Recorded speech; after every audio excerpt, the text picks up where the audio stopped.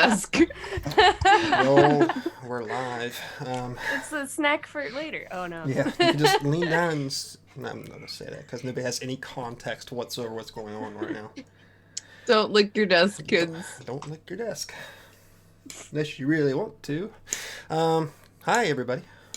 We're back. Look at this. We have a full crew. I don't know what to do tonight. I'm just saying. MK, it's too early to be yawning, dear. No. Get you a monster. Sorry. Sorry. Sorry, don't cut it. So, let's do, I guess we'll begin this like we do every week. Just go ahead and go around, let everybody know who you are, just in case this is their first time here. Hey, I'm Casey. KCH on social media.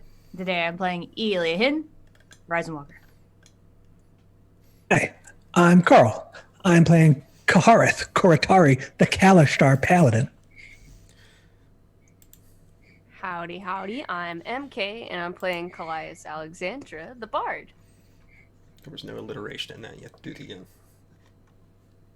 And hello, I'm Jovar, and I am playing Arphef, the Dwarven War Cleric. Been gone a few weeks, so excited to be back.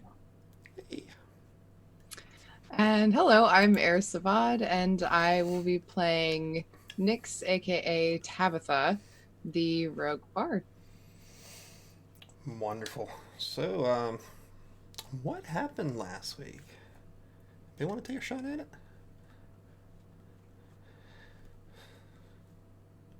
Casey!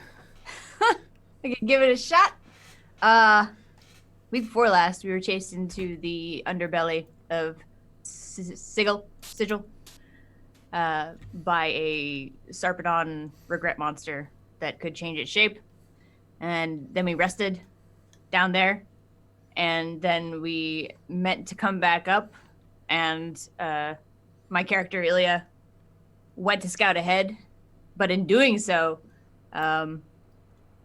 when she was on her way back down, a whole bunch of mole rat, abyssally tainted mole rat things started coming out of the walls and just pouring down.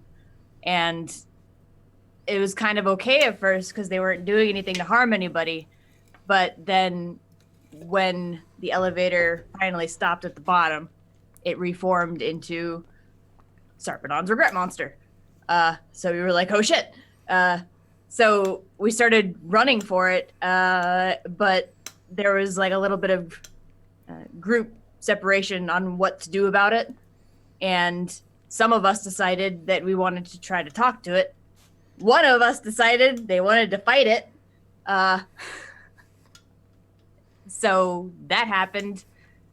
In drawing the first blade and the first stroke of damage, of course, the Sarpedon regret monster lost its friggin' mind and started attacking us all, and there was a fight. But we were getting through to it at a certain point. It was Kahareth, by the way, that did that.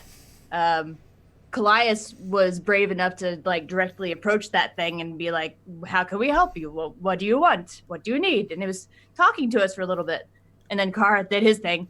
And then we engaged in combat, and Kahareth wouldn't run away from it, despite the fact we were all shouting at him and calling him names. And I even threw a grappling hook at him at one point, and I missed. But it was a bit of a Benny Hill moment. We did somehow, probably with all the crits that we had, somehow we managed to kill the beast. It's a creature that was born of a different plane of regret stuff, so thought matter or something like that. So I don't know if we actually killed it. It looks like we killed it. We have a carcass to show for it, which I think, who's carrying that around right now? Is it Kahareth? Yeah. We have the torso of the thing that's been gutted. Kahareth is carrying it around. When we last left, we had reached the surface, and Colias disappeared randomly. Ilya figured out that she was gone, tried to track her down, but couldn't. And Kahareth was talking to one of his Harmonium cohorts about what to do about everything, and they were like, this is some weird shit. It's on you. You stuck your nose in it. Good luck. So that's where we're at now. And I believe at the very, very end, Colias had a bit of a solo scene in which she found her own regret monster, or her own regret monster found her. They found each other. And there was an exchange of attempt to understand one another. And it ended with the Colias regret monster, the anti-Colias, essentially grabbing Colias's throat and possibly squeezing the life out of her. We don't know. All that we do know is that Colias is on the ground in a dirty alley somewhere, unconscious. And the regret monster is not next to her. I give you a collapse for that one. That was a very good breakdown. Very, very good breakdown. Oh, thank you. It's a good episode. Yes, it was. So I guess we'll start where we ended last time. In a dark alley.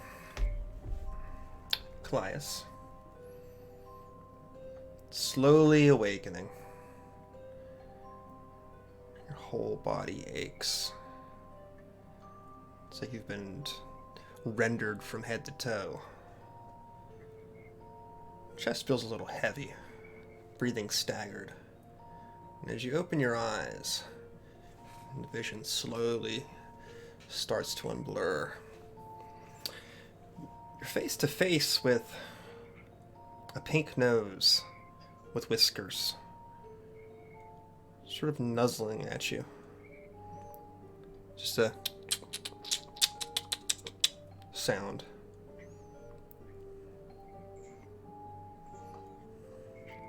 She's gonna. Oh my God! I'm not dead yet. Stay away.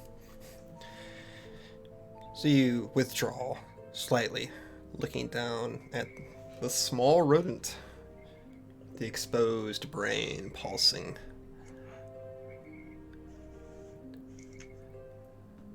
It looks up to you, backs away a bit itself.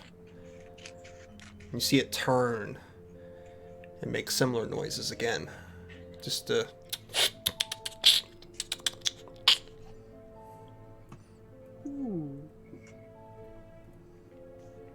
I'm gonna. Can I? What is the word? Perceive what is around me. Are there any more of these rodent things? I'm not even going to make a perception check for this one, because as your vision starts to come back to you, first you see the area in front of you where your regret monster had stood before, which is nothing more than like a charred circle. And in the debris on either side of this alley, you see some shuffling, some movement. It's like small piles that are sort of heaving and hoeing back and forth.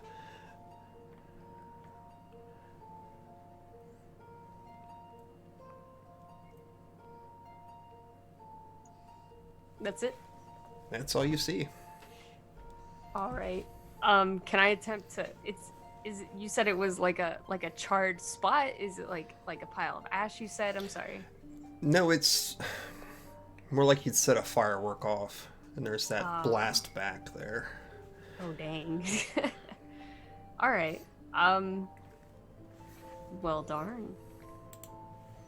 I guess I'll leave if there's nothing to do here. I could collect a sample of the char, but I don't think that'll give me anything. So as you're pondering these thoughts, you start to see more of these rodents begin to unearth themselves from the debris.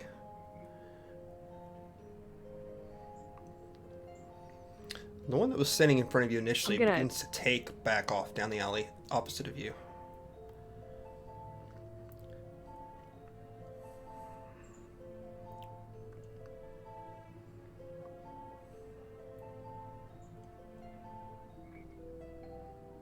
Alright. I'm gonna just start slowly kind of moving out of the alley then. Last time these rodents became one big thing, they became a monster that tried to kill us. So you slowly begin to back away from the alley, or back opposite. And as your eyes begin to refocus, you see a squat figure not far down the alley. It's sort of like a silhouette at this point, barely making it out. It's not large. Definitely a rotund frame, though. Oh no! Wait, and that is in the alley with the rats? Yes. And Okay. the one that was in front of you has taken off in the direction of this figure. And you see it actually stop before it's looking up at it, and you hear just a very slight chirping sound. I'm gonna go back down the alley and see if I recognize this terrible figure that is squatted down. Arphef, have you squatted down to talk to Jack? Absolutely. I give it a quick nod, and as I look back up and stand back up, I just begin to run on dwarven feet, yelling Colias' name. Colias, thank Clangadin. Arphef, what are you doing hanging out with the rats? We told you not to talk to them. Well, they came and talked to me. They needed my help, and I was in no position to tell them no. And it has been quite a journey for them and for me these past few days. But where's everybody else? How are you? Oh my god. Did you go on a ratatouille adventure? Something to that effect, yes. Oh my god.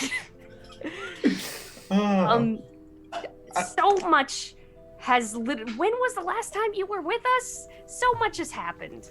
Like a lot has happened. So much so that I've been working on making tiny puppets to explain everything that's happened thus far.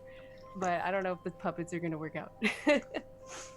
Oh my gosh. When was the last time Arphef was with us? My brain is blanking.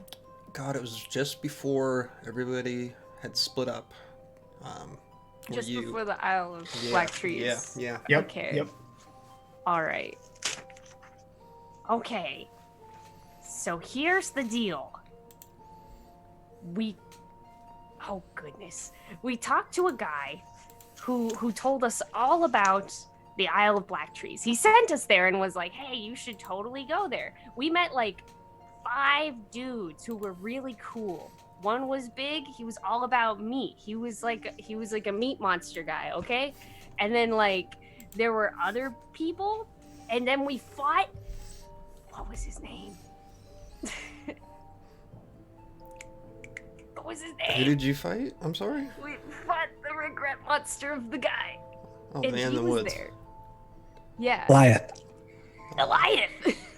We went to Eliath. Eliath stole a chunk of the wilds, first of all. And then we fought a twisted version of Eliath, and I just don't know what's happening with him anymore. And then, like, after that, now we've got our own monsters coming after us, which we need to get back to the group so that way I can tell them how to defeat them, because I just fought one all on my own, and it was awesome. Well, I didn't fight them. It was cooler than that. It was like an emotional moment, you know? And then, we fought a giant monster. We rode a motor vehicle I through heard. the city.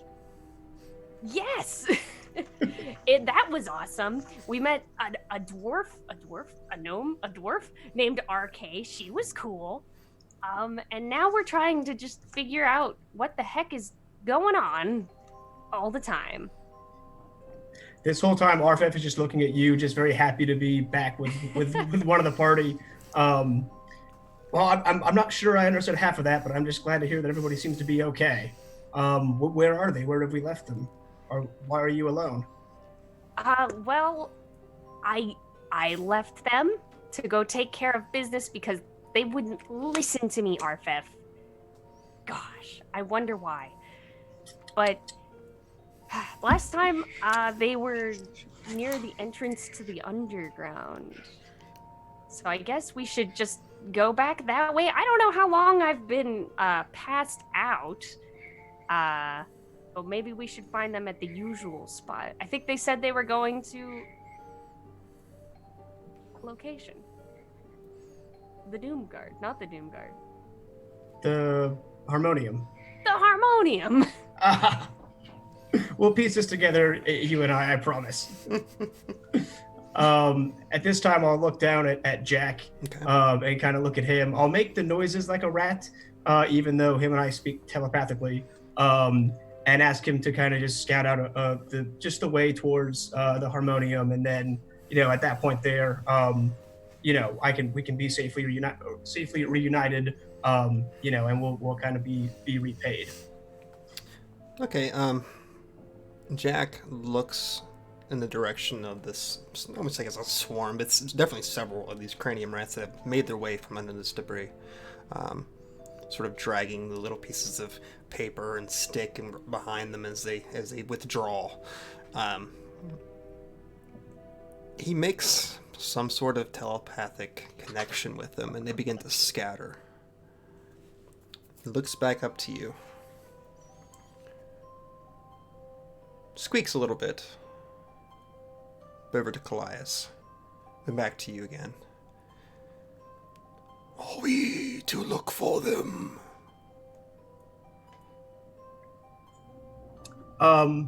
If you can just confirm that they're there, safe, then we'll be making our way there now.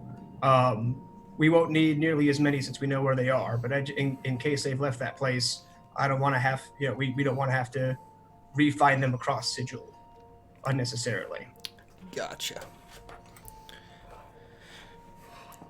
He say he nods, he's just a rat, but he gives a feeling, an air to you that he understands that which you're asking of him.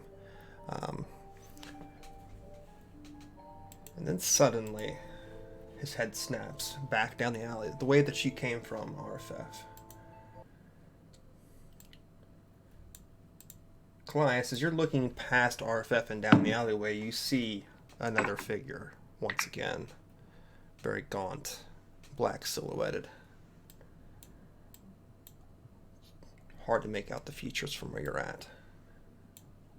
But it seems to be staring in your direction. And Jack is up on his hind legs at this point, staring down the alleyway. Arphef will move to be in front of both Jack and Colias and eyeball this strange creature. You hear Jack scream to both of you, Arphef and Colias. You hear this as well. Flee! I look to Colias. I don't have to be told twice, and kind of usher you the other direction. Let's book it. So you guys take back off down the alleyway. And what you hear behind you is the sizzle and snap. I'm not quite sure what it is, but Colias, your best guess is some sort of arcane spell has just gone off. And the air becomes thick with the smell of ozone. And you hear this screech of some creature down the alleyway echo. Where are you guys tearing off to? I guess the harmonium, since that's where they were gonna be. I would leave it to Colias and or Jack to lead the way, as I'm still wildly unfamiliar with the city, but that would be my destination. Colias would definitely know how to get there. Jack is a little preoccupied right now. So you guys begin to tear off through the streets at night, fleeing from whatever terror is behind you.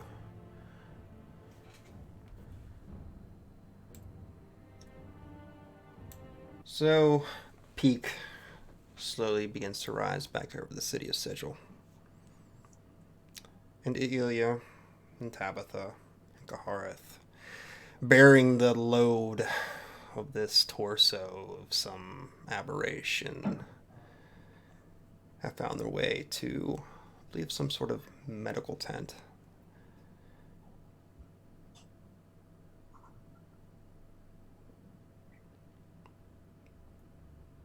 You guys just dragging this thing inside.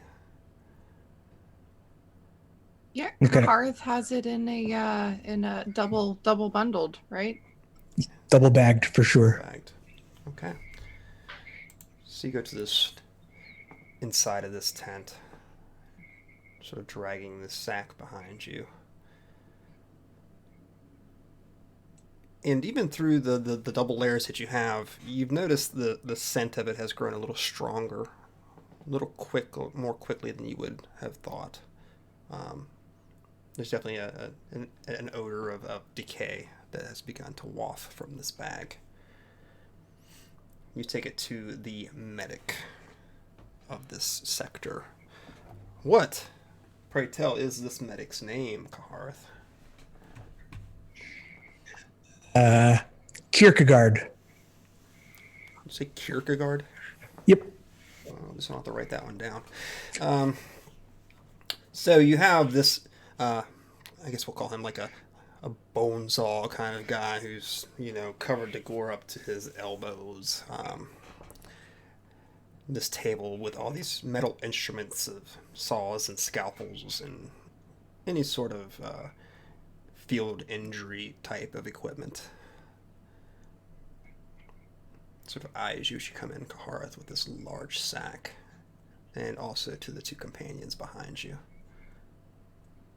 Gives you a knowing nod.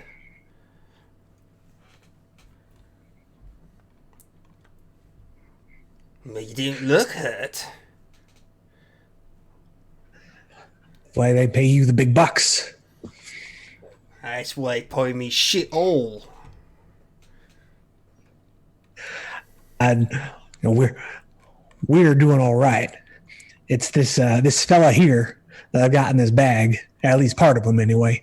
Did you hear about all that mess that was going on out there with that giant tearing up the city? His eyes sort of light up when you talk about this piece that you have with you. Sort of like blowing off the rest of the sentence after that point. He leans eagerly on the table towards you. What have you got in the bag exactly, eh? Well, that beast, we took him down. He's kind of like a shapeshifter type thing. So this apparently is his natural form. And, I don't want to build it up too much. Here you go. And just put this on this table here. Is that all right? Oh, yeah, yeah. He sort of just takes one arm and swipes it, and you see the clang of instruments hitting the ground. He just tug the bag off excitedly. Yeah, that's the creature's torso. We were hoping you could tell us what it was. It seems kind of alienish. Like, I've never seen anything like it. I don't know. No one has been able to tell us anything about this critter. If you could, if you knew what it was, or you could say what it was like, then maybe we would be able to figure out. I'm about 80% sure it's an aberration. She's about 80% sure it's an aberration. I don't know if you caught that.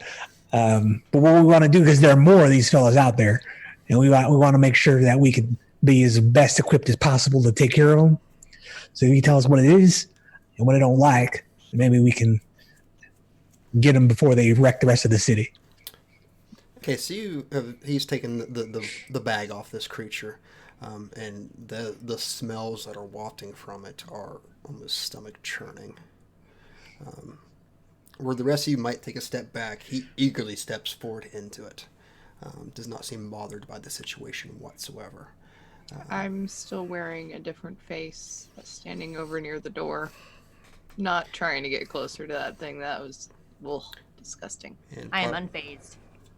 And probably Tabitha's probably gulping down some fresh air as best she can from where she's at. He almost climbs up onto the table at this point. He's so excited to look at this thing. And with his bare hands just begins to dig into the cuts and stuff that you all have made on this thing. This is so very, very interesting. Sort of buries his arm up to his elbow, up under the rib cage. And starts feeling around, like looking around. Oh. I'll come closer because I have a professional interest in this as well. he grabs hold of something and begins to yank it out, and you hear that suction sound of the meat trying to hold on to itself. And finally he withdraws it, and there's this stringy mess of this gore just hanging off this organ that he's pulled free from it. He sort of squishes it, looking at it.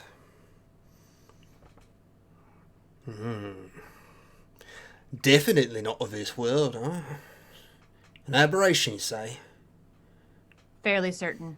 It's unconclusive, however. Oh, Seem to be a shapeshifter of some sort. a shapeshifter. Did you take the? Is that the heart? Oh, Is that yeah. what should be the heart? He puts it up to his nose.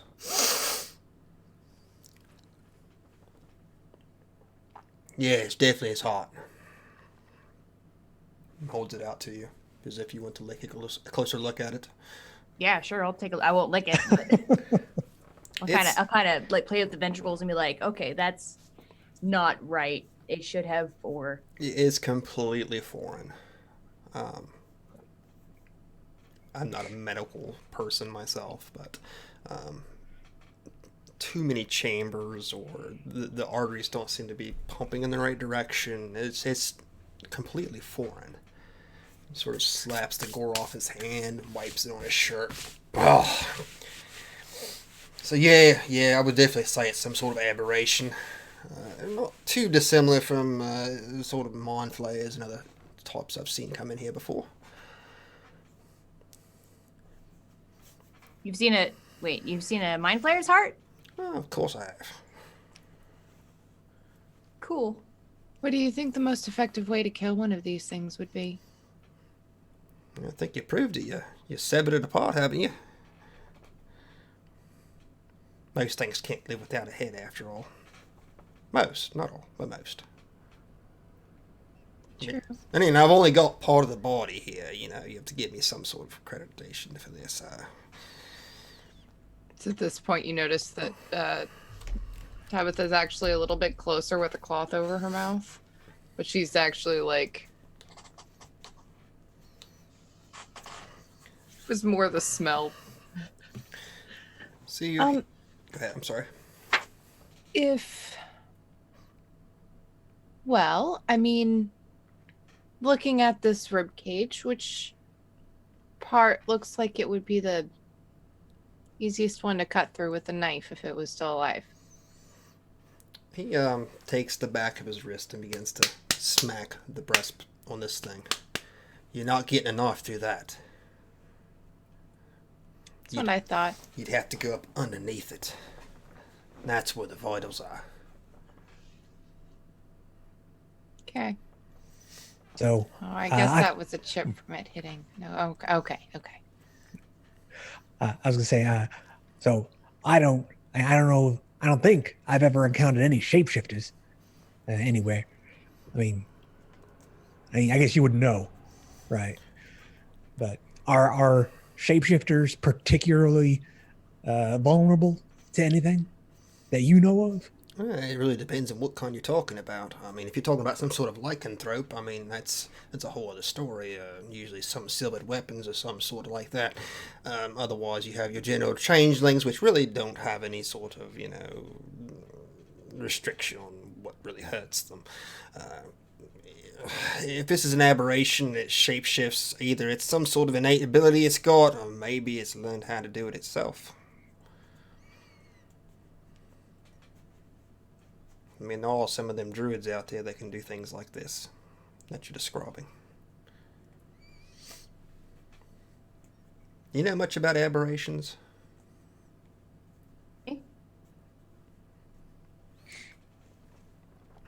Yeah, I've talked to a lot of folks, mostly that reside on the Prime, which looks like a couple of you might have encountered at one point. But it's said that when the aberrations came over this way, they took forms that were a little bit more known by the locals.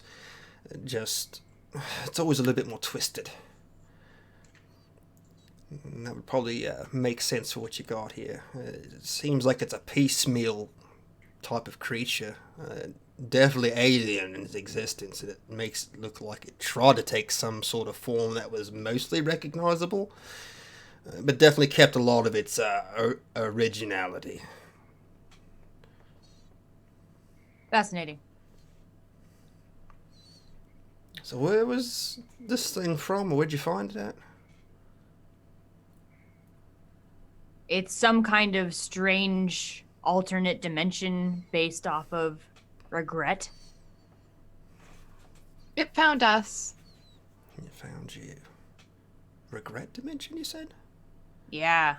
Don't know how to get there anymore. And it seems to have been a insidious life-sucking place. And you said there's others. I believe so, yes. How did they get here then? Huh? It's a great question. Looking into it. Well, yep, I guess that's it, Ivy. Unless you can think of anything else to tell us. They were probably born of blood.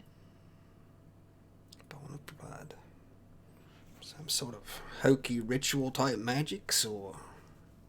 Yeah. I wouldn't say hokey. It seemed to be pretty effective, actually. As you can see. Definitely worked to do something. Question is it tethered there? Or maybe if you severed the tether, could that take care of it, perhaps?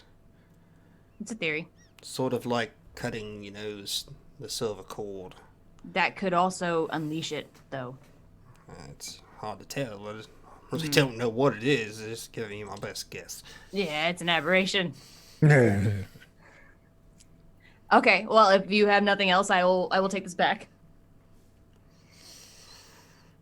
You want a willing- piece, you can have a piece, but lean that's over and I hard to whisper, "Do you really want that?" kill. Yeah, it's resistant to piercing and stuff. Do you mind if I keep the organ? I don't need that. He sort of like giddily walks over and cups it in his hands and stares at it. Oh, get a room.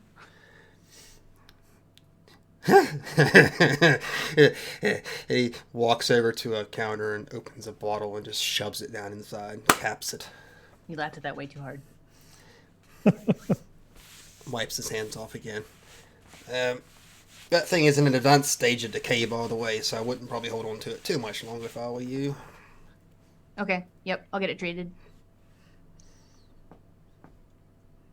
I'm sorry, I don't know what to really tell you. I've only got a bit of it, and I'm not quite sure what I can really tell you about it, but beyond what I've told you. I think you did a great job. There are some theories that I wasn't thinking of here. So I appreciate you. And hey, I like you. Pretty fond of myself. You're a fun dude. Don't get a lot of visitors here. At least not live ones. If I find something else interesting, I might bring it to you. Yeah, I like that. Peace. I'm sorry. Do you want something to drink or? I'm good. I'm sorry. I don't think we ever actually you introduced yourself. Oh, yeah. I'm Kierkegaard. Oh, And he goes over to the shelf, still looking through bottles. Like, oh, that's formaldehyde. you know what? I think I'll get a drink at the bar down the street. Maybe next time. Suit yourself. He pops this bottle open and just starts chugging at it. Does it have a label on it? Not that you notice. It still has like a very light yellowed colored liquid in it. Not unlike maybe urine or something to that point. Yeah, I was trying to peek at what he was drinking. If he was drinking something weird. All right. Going to try to scooch everybody out. I'm already walking out. Yeah. Willow boy, boy. Enjoy your heart. Oh, thanks. I will.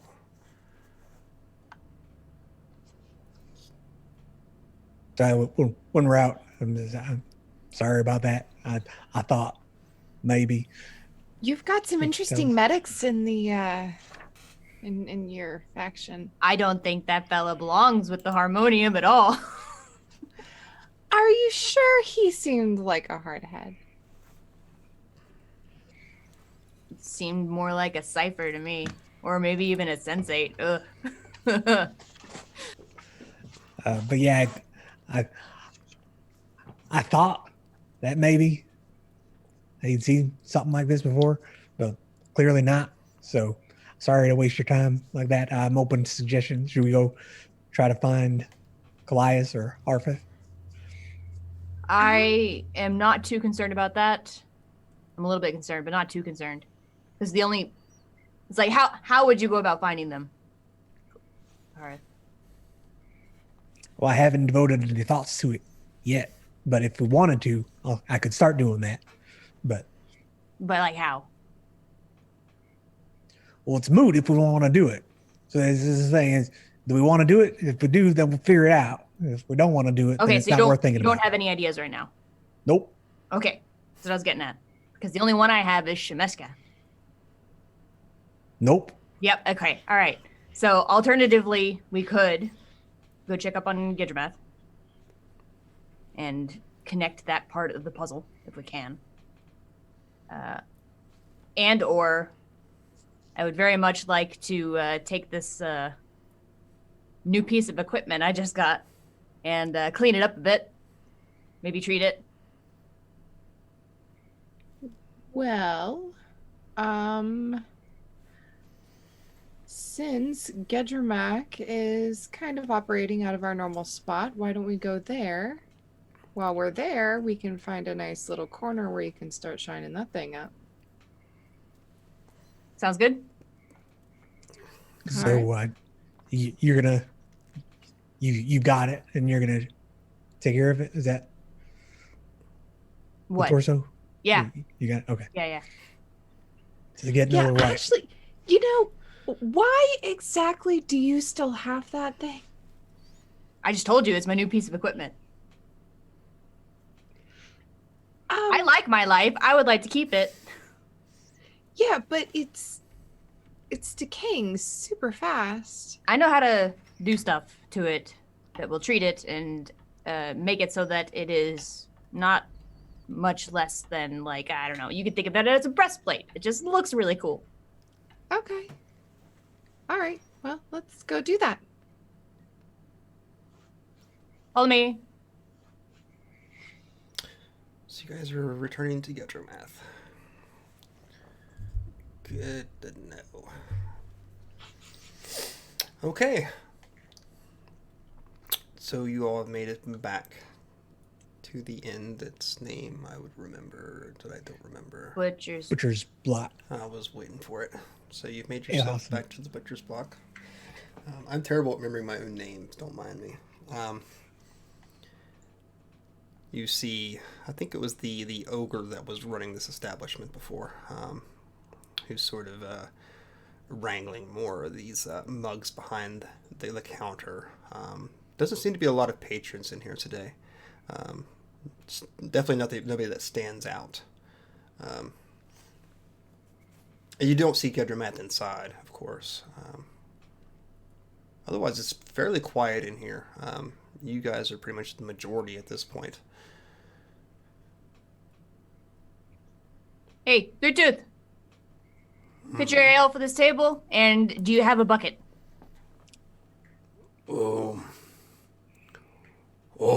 Got a piss bucket. Yeah, that'll work. Okay. So, a few seconds later, you have your jug of ale and a awful filled bucket because he was not told to empty it. Yeah, I'll go empty it outside myself.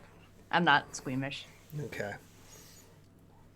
He just sort of stands over the table watching the rest of you as Ilya leaves with it. Oh, anything else? No, that's fine. So I can go back now. A shot of something strong for me, please, and some bread. I don't have anything to eat right now. That's fine. I got that lizard thing. The other thing asked about last time they were here. The little lizard guy. You know what? That's okay. I mean, I could throw it on the grill or something. No. It's fine. Don't worry about it. Okay, then. He sort of slowly strides away. Ilya coming back with the stench bucket. I pull out a small bag of nuts and start eating that. Just wanted a snack. So yeah, I sit down at the table, bucket between my legs, take out a dagger with a serrated edge, and I start going to town on the carapace, eliminating anything that's necessary. Okay. Miss I Kahareth. excuse myself. Okay. From the establishment altogether, or Just the table. just the Yeah. table? Yeah, I don't blame you. So there's Tabitha?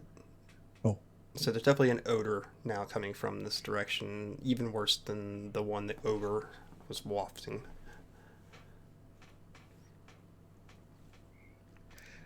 Tabitha, you want to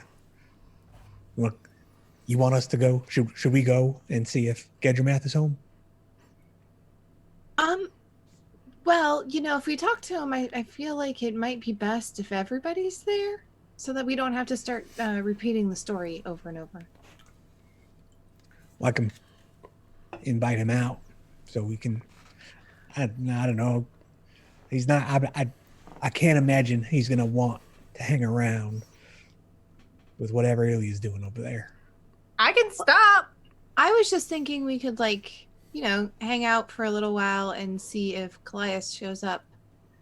Because she knows that this is our normal meetup spot, so All right. give her Well, a little bit, and then, if Ilya finishes that, then we'll be all ready to go. All right, that's fine. Ilya, no offense. I'm just gonna sit over at this table. It's nothing personal. Definitely none taken. You go over there. You go over there and you have a good time. Okay. You guys have separated yourselves in these corners.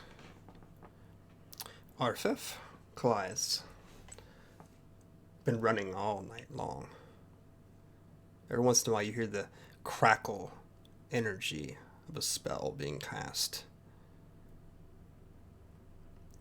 But it seems after a few hours, actually, of running, you finally made your way to the forward control center, the forward command center of the Harmonium, finally. The cries of the spells have finally ceased. But you two are definitely standing in the right area now. Colias, you're very, very positive this is where you think that Kahareth might have been leading everybody. Was there any sign of Jack as we were running along? Did he split off at a certain point? Is he still with us? You haven't seen him since the point that you left the alley the first time. Okay. So is there like a welcome desk? Is there There is a large command tent with a couple guards standing on either side of this entrance. You see patrols from time to time coming and going from this main tent.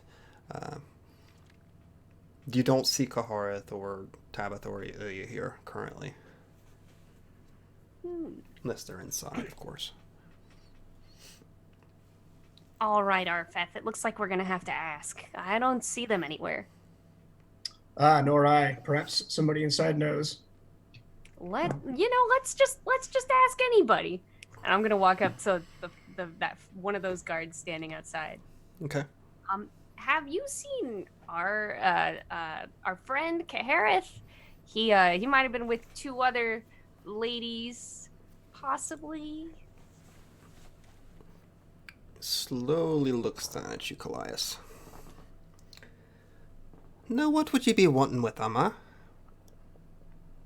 I'm on important business. Is that so? Well, he's not here right now. Do you know where he went? No. And if I Alright. did, I probably wouldn't tell you, to be honest with you. So you for sure don't know where he is.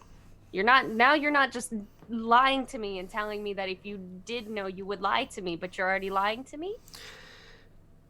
You see him stop, and he begins to think about your words. So does Arphef.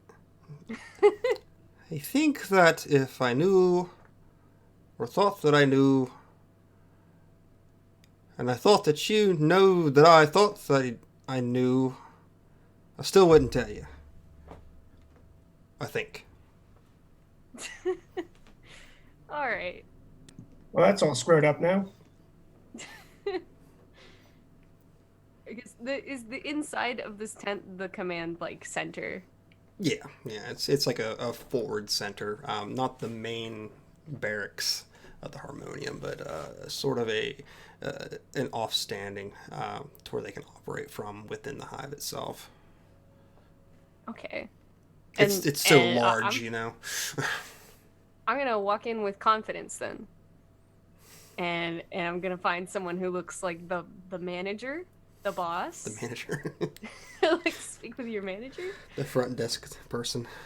Okay, Karen. I will follow right behind her directly and just kind of try to act as support as she goes in.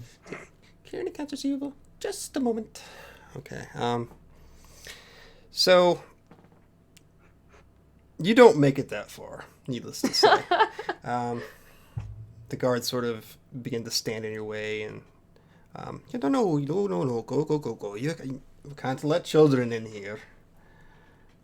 I'm going to roll performance. Okay. And I'm gonna make somebody do about it. Or would this be deception? Ooh, deception. I want to roll for deception instead. What are you doing? Colias is gonna start yelling, "He's my daddy! Where's my dad?" Okay. I lost And- my dad! I'm going to yell from behind, won't anybody think of the children? Yes. Oh, Oh, please, Lord. dice roll good. Ooh, okay. The 18 plus 9. Really good. Yeah, it's pretty good. It's pretty good. The sad thing is, 27. he seriously doesn't know where they went to because they didn't say where they were going to. Says, "Oh no, we will no need for that, no need for that." I need my father! But I'm dear, lost without him! he's not here. I'm just telling you that now. He's not here. Find my dad! Please stop crying. I'm going to stop crying myself. Okay? He's not here.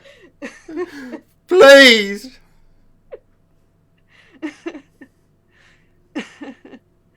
Okay. Man, I was hoping he'd do something. Can't you do something? He sort of looks around with his hands up, like, "Someone help me! Someone help me!" God, none of them said where they were going. So, Oh, jeez. yeah, none of them said where they were going whatsoever. Could have swore they might have said where they were going to at least the. Didn't they direct The- us to go somewhere? And that's where we were like, okay, we're going to go to the medical center or whatever. I spoke with Rayeth, and Rayeth recommended going to the medical tent. Right. And we went to the medical tent, and that was it. Yeah, and even there, nobody knows where you came from. Oh darn. And let's just forward this story on a little bit here so we're not playing grab ass all night.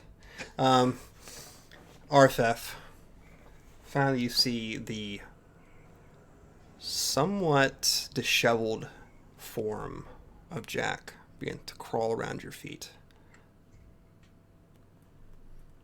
Jack, you made it. Are you okay? Are you hurt? He doesn't speak to you, actually, for the time being. He squeaks. Begins to put his paw up on your leg. I'll put my hand down and try to let him climb up it. As you lean down to pick him up, he actually tugs on your sleeve with his small little mouth and begins to run off in a direction. I will look to Colias and say, quick, follow me in the rat. It's never led me astray so far. Oh my god, the rat can find them, but I can't. Oh, goodness. And I will follow suit, but angry. Yeah, as we're leaving, I'm going to yell, thanks for nothing, harmonium, from behind as we run down the street after this rat. Yeah, harmonium. You leave behind one guard who looks completely confused to what just happened, and another who's sort of softly sobbing into his hands, perhaps rethinking his job and his standing within Sigil itself. I just love that these guys have to write a report one day or the next day about all this. It's a sad thing. It's a very sad thing. To speed this along, sorry to cut things like this, but we're going to move forward. Jack begins to lead you all from the area where the harmonium has set base up here within the hive. Through the twisted streets, you begin to find yourself on familiar walkings. Not far from the inn that you had originally came to, Arphef, where, what was his name? Tortle had been running. And you think that's perhaps where you're headed to, but Jack begins to take off still. And you find, the two of you find yourselves not too long from that point before the steps of the Butcher's Block.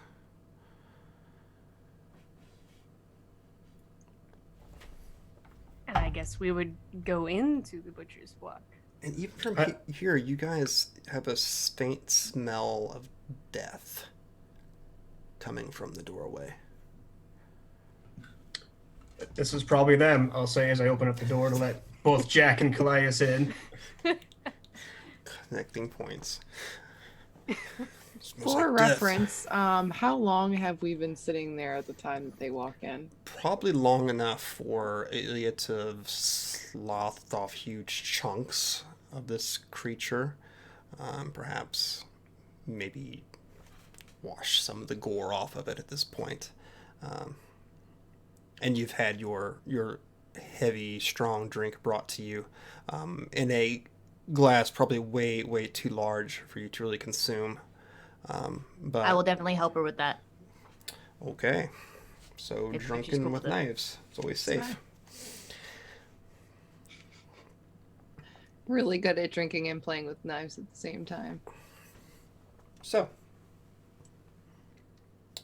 Arphef bursts through the door. It's the dwarf!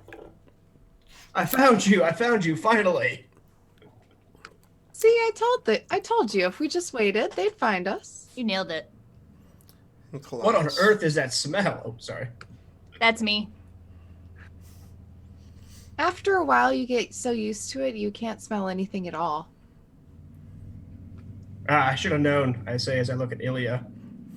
Look what I got! Hey! Hold up. Do. Make a dance. Look who I found, and I point to Colias and to Jack. Hey, Coco! And yeah, Colias walks in, confident, because I come bringing news. One, we caused a scene at the Harmonium, completely useless, did not need it. Was fun though. Two, I defeated my regret monster. Oh? Yes. I learned how to defeat the regret monsters. I was right all along, and she's pointing at Kahareth excitedly, because she was right. And she goes on to explain the inner workings of how she defeated her regret monster by having sitting down and having a chat. But finishes her whole entire explanation by saying, you have to surrender to it. You have to show that you can't escape it, but it is a dark part of you that you have to live with. And that's how you defeat a regret monster. And I think I died? I'm not sure. How are you not dead? I don't know. Okay, so you defeated your regret monster, but you also died. I didn't die. You I just was said just- you think you died. I think I was just unconscious. Arphef was there afterwards. Found her in an alley all by herself. What did you see? It was dark. Could I have seen the blast mark from where she was by the time we met each other? Or Yeah, by the time you guys met each other, yeah. got it. The ground near her was completely seared and darkened, but she was all alone. The alley was disturbed, but my rats saw nothing else by the time they had gotten to her. Your rats. Yeah, Jack and the cranium rats. Is it like a band? I thought exactly like it. The best band. Yeah, they owed me a favor after I helped them with a problem with a Githyanki of all things. Cranium rats and the Yankee don't get along? That's not necessarily true. Not in this case here. No, the Githyanki were trying to. It was a Githyanki mage trying to capture and enslave them in hopes to infiltrate an elder brain for some reason. Didn't matter much to me. Ah. Yeah, that seems legit. They helped me track Tracks. you all throughout the city, but I couldn't keep up with you in that motorized vehicle you all were in the other day. That thing was Well, fun. Please extend our gratitude to Jack, the rat. I look down at Jack. Is he able to? I tell him the group says thanks. I also want to look him over to see if I can tell if he's wounded at all. He gives you a look like I'm standing right here. No one used to tell me. You can just tell me I'm right here. But he doesn't look injured. He definitely looks very tired.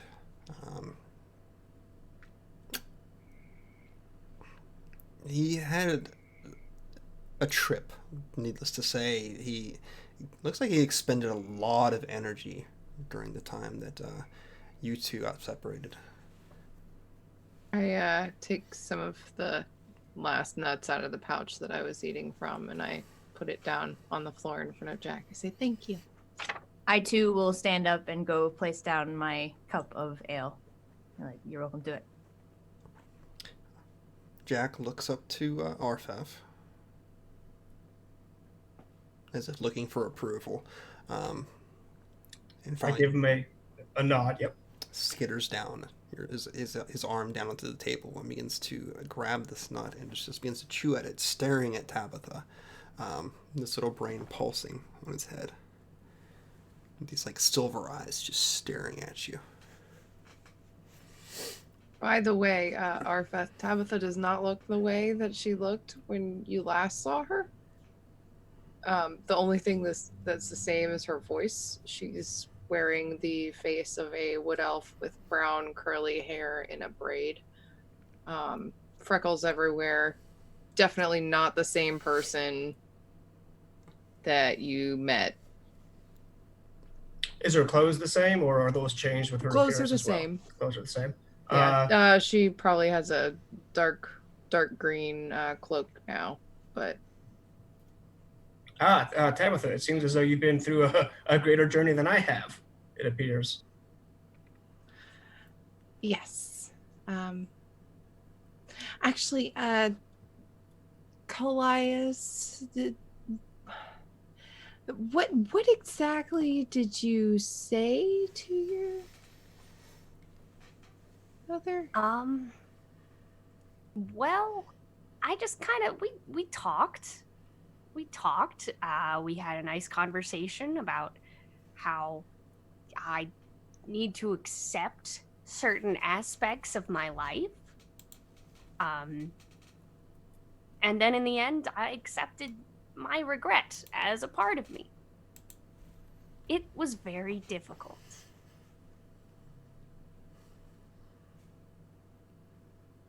Just nod.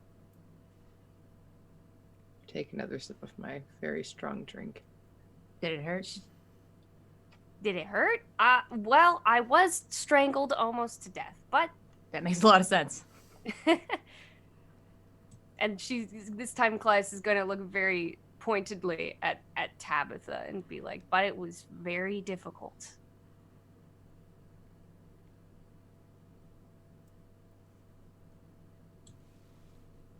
Well, don't expect it'll be easy. But we'll see, I guess. We'll You see. did real good. I'm gonna go over and give her a hug and sit back down. Yes. The hug of success. I'm I proud of you. send a message to Tabitha. We know there are multiple ways to take care of these things. If you're worried, we can do it the other way. You get a message back.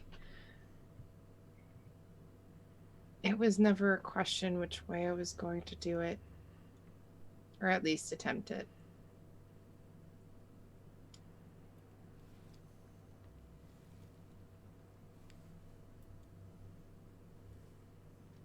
I stay in the corner, sipping my drink and thinking. Very quiet.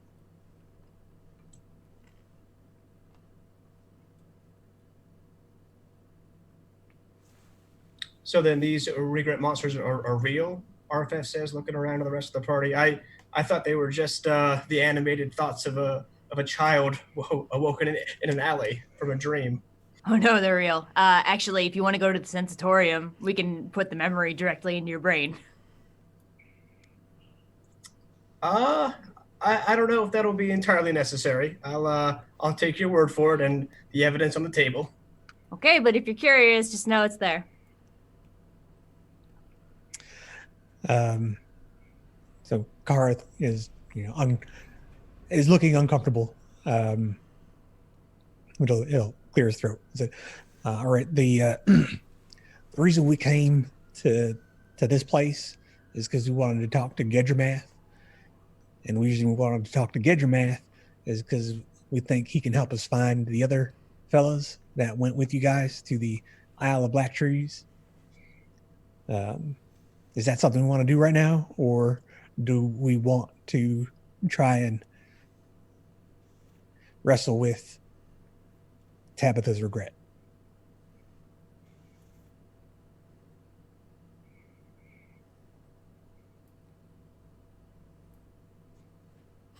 Not all at once.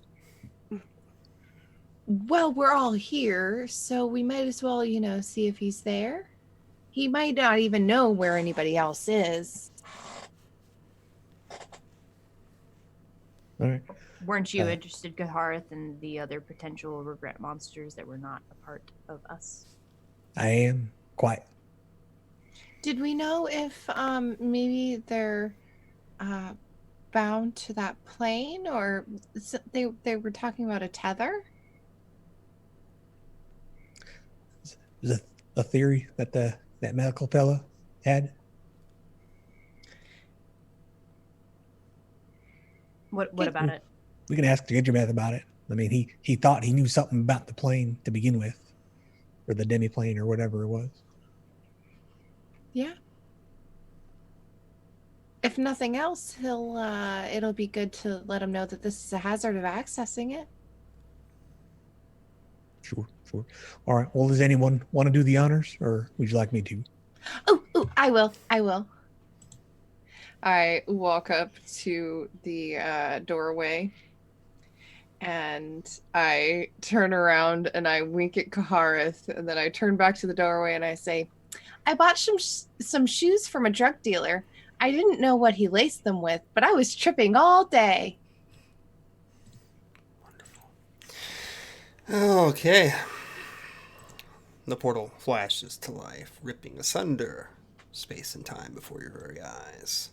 Its azure glow reflecting off your cheeks.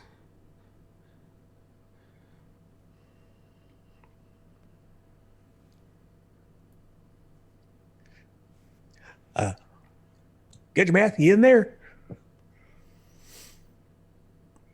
Don't hear a response. I walk in. Walking after. I walk in after. I follow as well. I thought you didn't say after. Okay. I put my hand out and allow Jack to go first if he wants to go. Jack just sort of shakes his little rat head and refuses to go in. That's fair. Yeah, he just... We'll be right back. The sight that you all see next is going to be the pocket dimension of Gedremath's little mini tavern, as it were. But something is quite different about it at this point, because you don't see Gedremath. Oops, that's the wrong song, my bad. That's a lot more ominous than I wanted it to be. You don't see Gedremath inside, but you do see a figure rocking back and forth in a chair. Long beard. And his dark eyes sort of light up when he sees you pass through the portal. Oh no, tell another joke, quick. So, well. Do you actually want me to? Because I can. Nah, I guess let's hear him out. Looks like you all found me again. I wasn't really lost this time, but you definitely found me. Eliath says, staring you all down.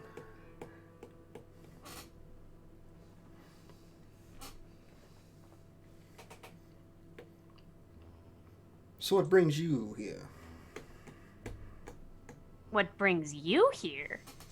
We weren't. Where's Gedremath? You killed him, didn't you? Where's the body? Why would you assume I'd kill somebody just because I'm here? Awful forward thinking of you. Because he's not here and you're here.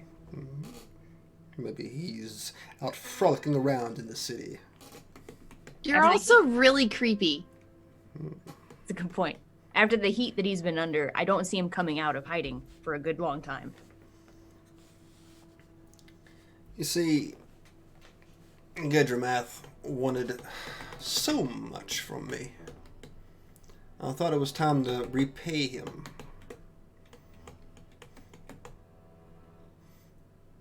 Well, that's good. That sounds downright decent of you. All on the up and up, I'm sure, right? Got to pay your debts. That's right. Absolutely, friend. Absolutely. This guy's a stand-up guy. I heard you all brought something back with you, too.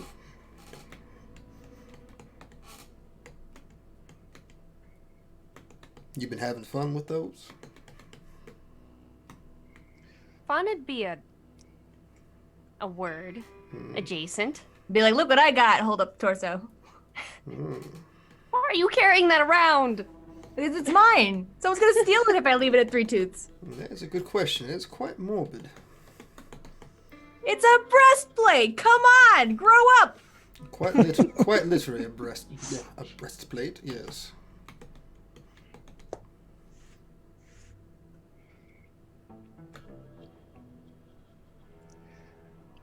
So, where is Gedremath? He's indisposed. For the time being, at least. we have some important questions for him. So I would be obliged if you could just tell us where he is so we can find him.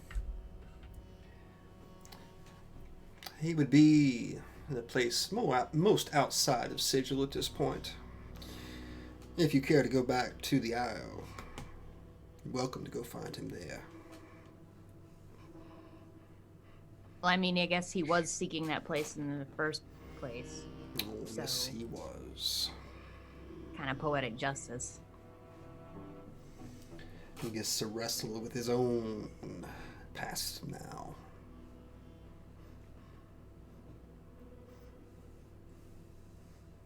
So did you create the regret monsters, or does it all tie back to you? I did not create anything. I took that little slice of toil back with me. Just so happened something else found it at the same time.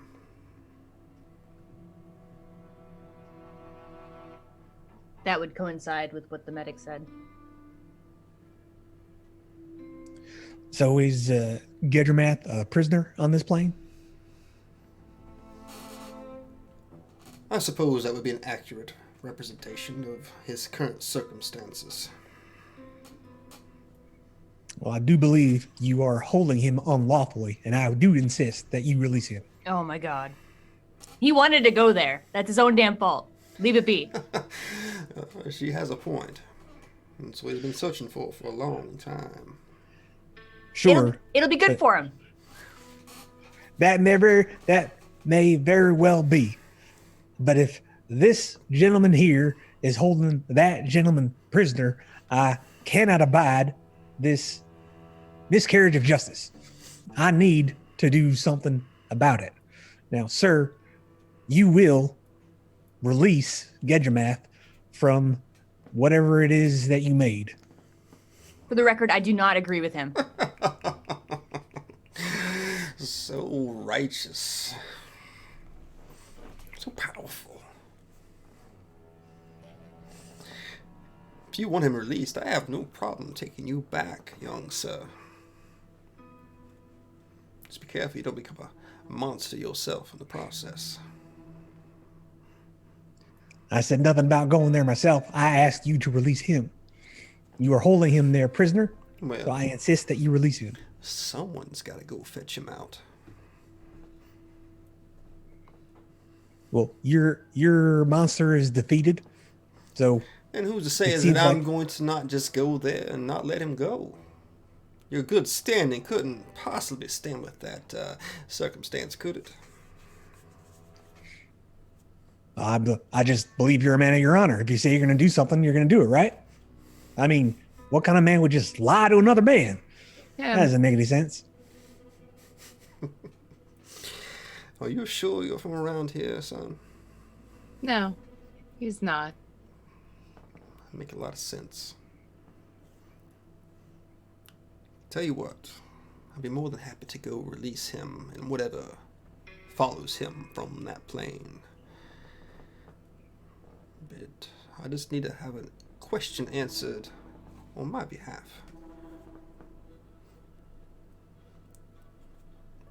He looks over to Colias and over to you, Tabitha. Are y'all dreaming lately?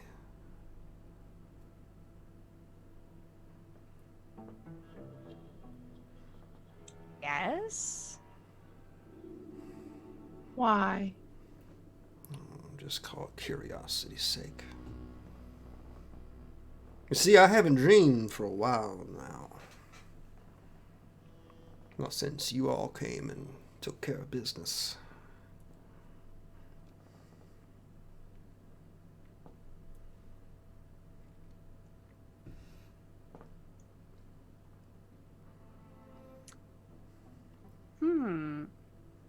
You stopped dreaming or you started dreaming? Oh, I stopped. I used to dream all the time. But that's how they got here to begin with, you see.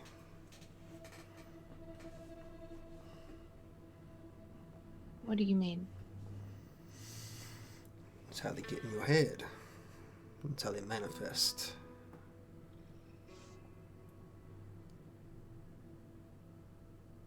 Take that little part of you, darkest parts,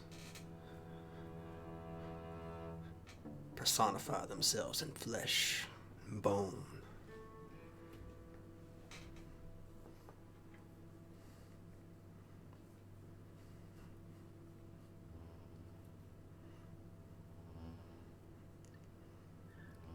Colias accepted hers. Did it get rid of it? Sort of lazily rolls his head in Colias' direction. You accepted your regrets, huh? That's right. It's quite interesting. So much power. So much power gone to waste.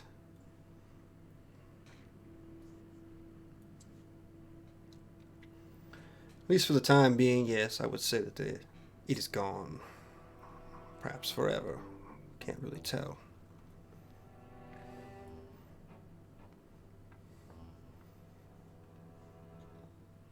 And looks over to you, Kahareth. I know you're not dreaming lately. Probably never did, right? That is correct.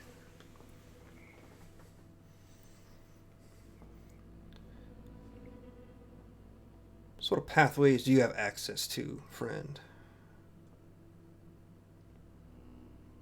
You know what comes from that realm that you're so closely tied to.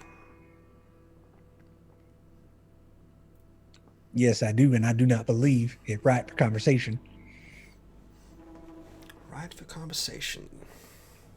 It's not a topic that needs to be discussed. You said that you would go fetch Gedjamath if you got your answer about these dreams. You got your answer, so get to fetching. Well, it seems I must go perform a task. Sort of lazily pushes himself back up, stretching his back. A little crack of the vertebrae of his neck. And looks over to Tabitha once more. Careful what you dream, friend. There's someone else out there a lot more stranger than you, dreaming a lot worse than you are. He's gonna find you.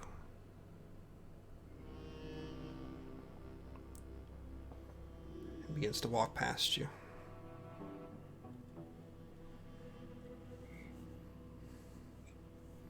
And past Kahareth. And they're gonna make me go find a joke. Let's see what this guy's sense of humor is like.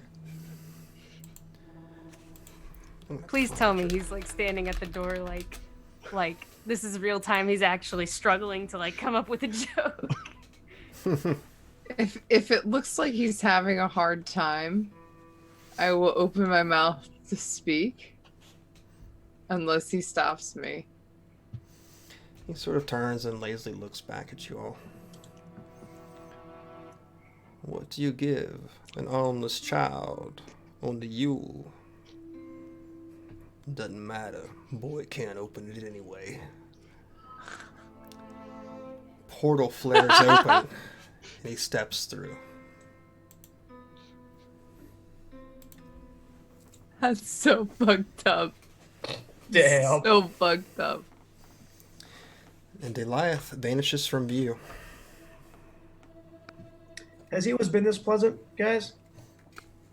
Yes, actually, I think his mood's improved a little bit even since we killed his regret monster. Well, these seem like things I don't want to come up against myself anytime soon. He's taken a decided turn, at least the last time when I saw him, when he was servant of Lathander, which seems like that ship has sailed. So, A question. How long do you want to wait for him to come back? Because I don't actually think that he's going. Or at Well- least he's not coming back anytime soon. Well, if he doesn't come back,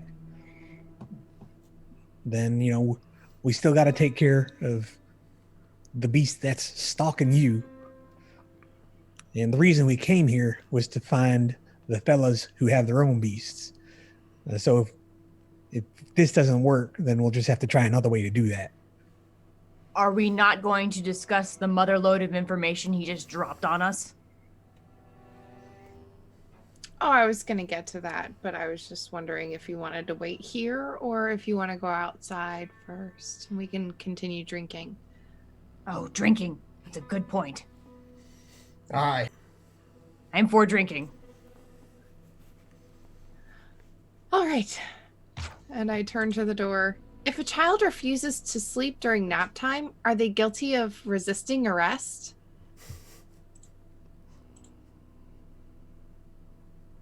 Yes. And the portal flashes open once more. And you all Walk through. retreat from what is now, I suppose, Eliath's little corner of the pocket dimension world back into the inn.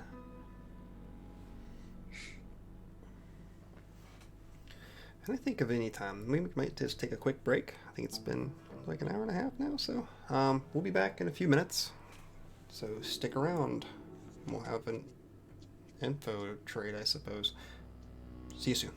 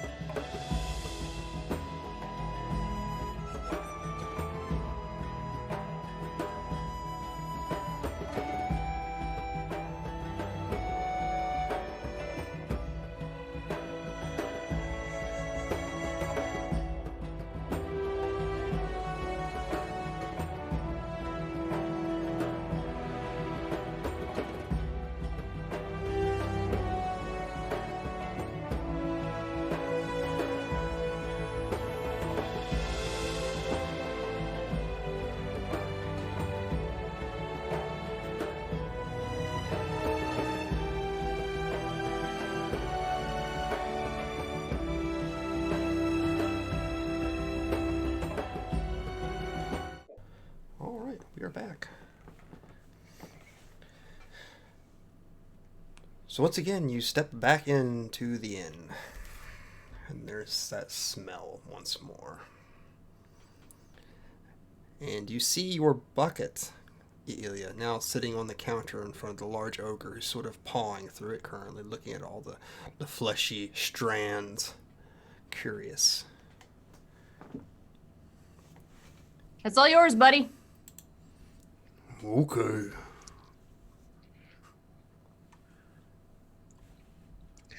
So I heard him say a lot of stuff, but I did not hear anything that perked my interest other than Gedramath was in that cursed place.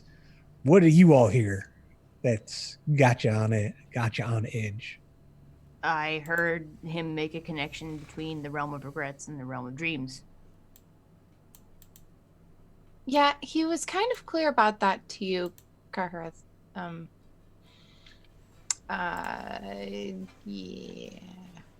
It implies to me, I really think my working theory now is that in truth, there is no realm of regret. It's literally Eliath's dream bubble.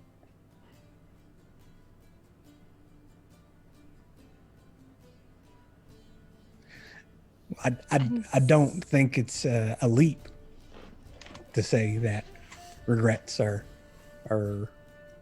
linked to nightmares. That certainly doesn't come as a surprise, I'd say. So I guess maybe that's why I'm not freaking out about it. Seeing as how our dreams or regrets or whatever you want to call them manifested in this dimension, that means that somehow they've gotten out of the dream world and are now here, which can somehow, if conditions are right, we don't know what the link is yet, but maybe they can do that again, which is absolutely terrifying.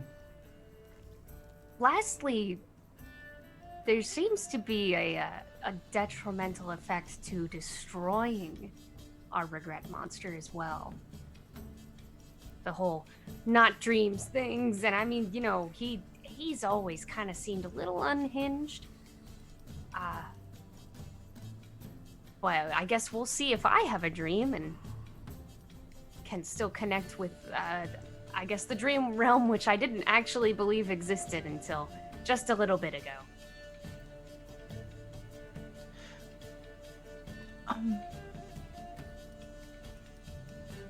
I guess it also time will tell if your double comes back. True. Does that mean I'm gonna have to re-calm down a regret monster over and over again for the rest? Oh my gosh, I'm gonna have to do that for the rest of my life. I mean, it might not, but we don't know how this works. If that is the case, I believe it will get easier with time.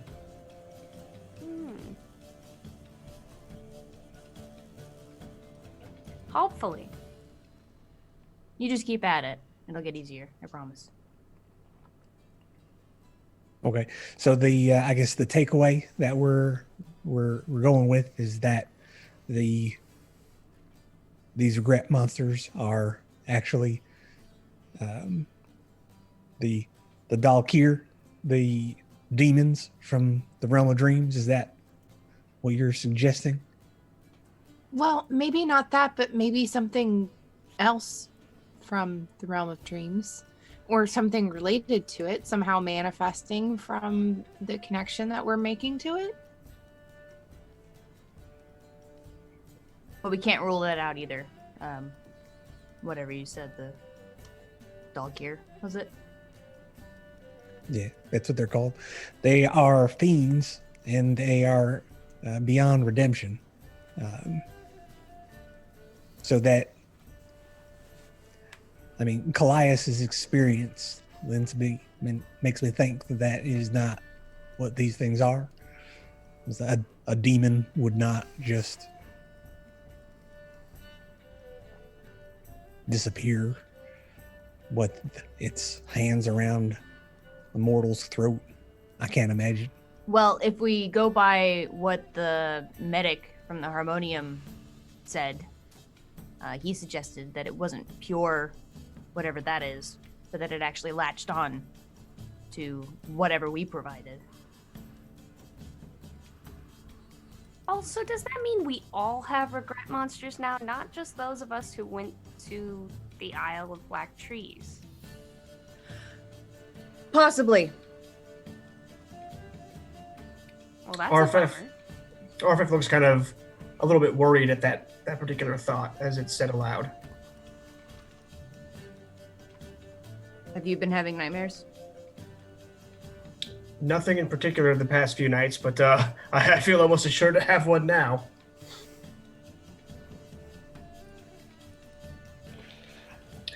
If these things are coming from some kind of realm of dreams, can there not be good things that come through as well? I mean, dreams are not always full of dark things, in my experience. But you, Kahareth, seem to think that that's all that inhabit this realm of dreams. The realm of dreams is largely controlled by the dark forces that are there, which is the thing that we want to change. It's slow work though. All right, next steps then, I guess, is what we're got to figure out now. Again, we the tasks we still have before us are dealing with Tabitha's creature and dealing with the other suspected creatures that exist. There might be more creatures, but I mean, we can only handle so many at once. Do we want to hold up in Gedremath's plane? That seems like a pretty safe place to set up camp if we were concerned about someone approaching us in the evening. Or should we just go out now hunting for Tabitha's creature? Well, I could use a rest. Arphef and I have been running all night. Yeah. I don't know if staying in that pocket dimension is the best idea, because then we have Goliath that can just walk in at any time, as well as a host of other people. You know how many people know how to get through that door? Well, we can still keep watch, but it seems unlikely that the regret creatures would be able to get through. And that's really my primary concern. I don't know, because they talk to us, and the creatures seem to know things that I knew. So it would be logical to assume that they probably could figure out how to get through the door.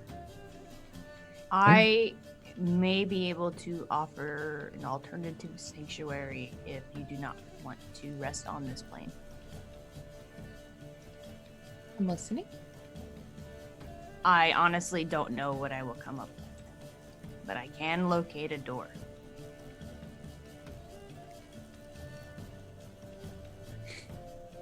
You mean leaving the sigil? Just for resting's sake. We'd come back. Hopefully. See, last time I went through a portal that I didn't know anything about, I ended up with a thing after me. Once I locate its position, I ought to be able to discern where it leads before we step in.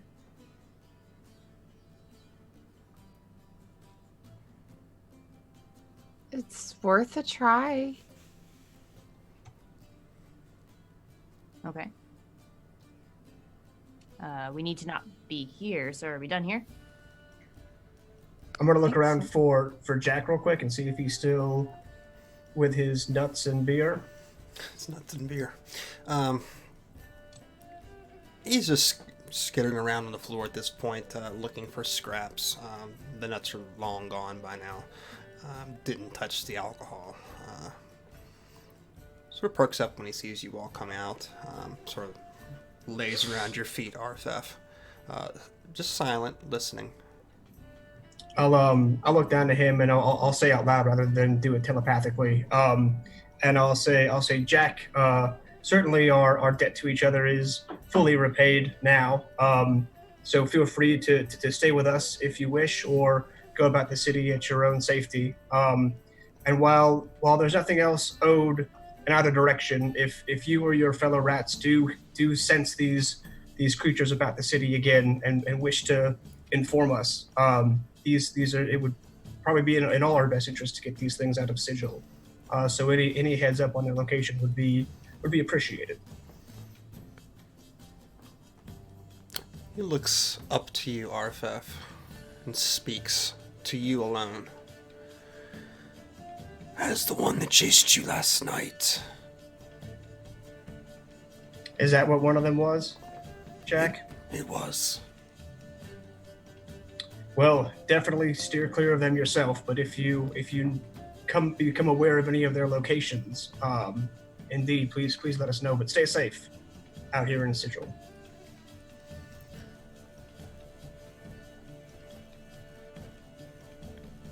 Where are you going, Arphef? That I don't know yet, but Ilya here will take us to a place other than Sigil, most likely, where we might be safe. And you are welcome to join us if you wish. So we cannot leave the pack. Indeed, I forget about that. But likely wherever we leave Sigil at, I would presume that that's where we will come back at as well, although I can't be for sure. You get a sense of understanding to your words. And before you realize it, Jack has bolted from under the table and made his way out the door.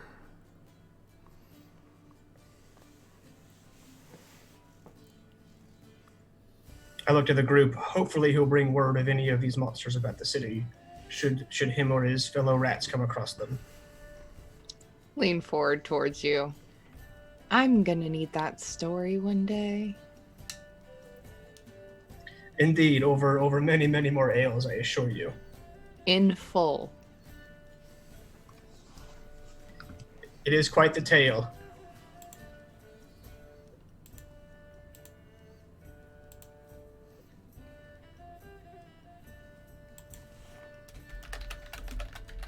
Keep talking, whatever you guys are going to do. So are we staying here and letting the cranium rats provide protection, or are we gonna try to find another plane?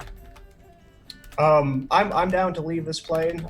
My thoughts are more just in general in the coming time, if they come across them, to let us know.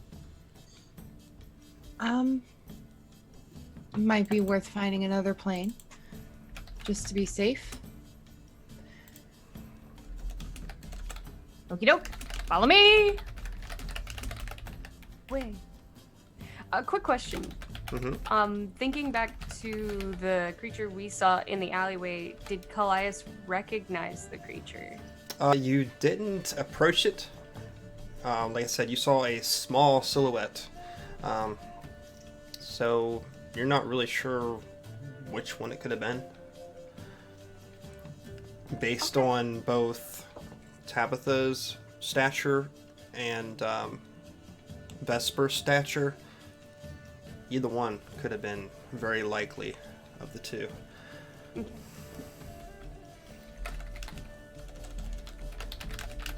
Right, so first thing that I'm going to do is attempt to locate the portal that I used not very long ago, maybe like last night, to return to my home. Gonna go home? Yep. Nice. Okay, so you guys are going to exit the inn, correct? Okay. You all begin to walk out. You hear the booming voice of the ogre from behind the counter before you leave. And Tabitha, he's directing it towards your direction as he speaks. Someone left something. He said give it to you. Oh, He's like, okay. I will come over. he begins to fumble through his pockets. Finally finds it in sort of crumpled piece of paper and just sort of drops it on the bar top for you. I will grab it. And I will drop a gold on the counter for him. Or, sorry, a copper common on the counter. Okay. You drop it, and if you look in your journal and roll 20, you should see a mysterious note. Great.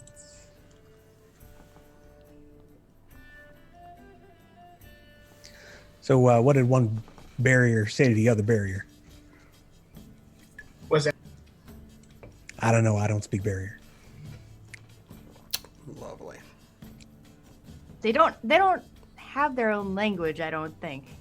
Of course they do. I crumple up the note and put it in one of my various pockets. Okay. Hey, Ilya, where are we heading to? About in the heart of the hive, there is a door that leads to another door that leads to another door. And they're literal doors. It's another, rundown establishment. There's half a ceiling, more cranium rats just running around, I'm sure. The floor is also broken up, and there's a plank you can walk across to keep your feet more or less not wet. And then you open that door. It's a very unassuming door. And then there's a door beyond that, which is also very unassuming, but it is solid, at least. And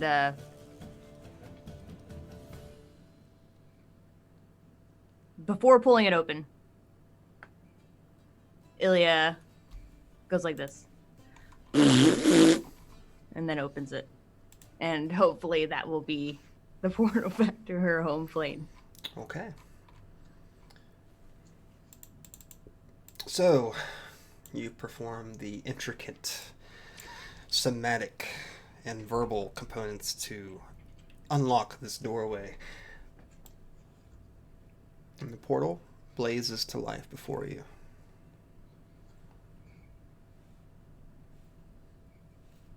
Does it smell like home? Oh, it smells like home. I step through. Okay. I will step right behind her. Does it smell better than Ilya?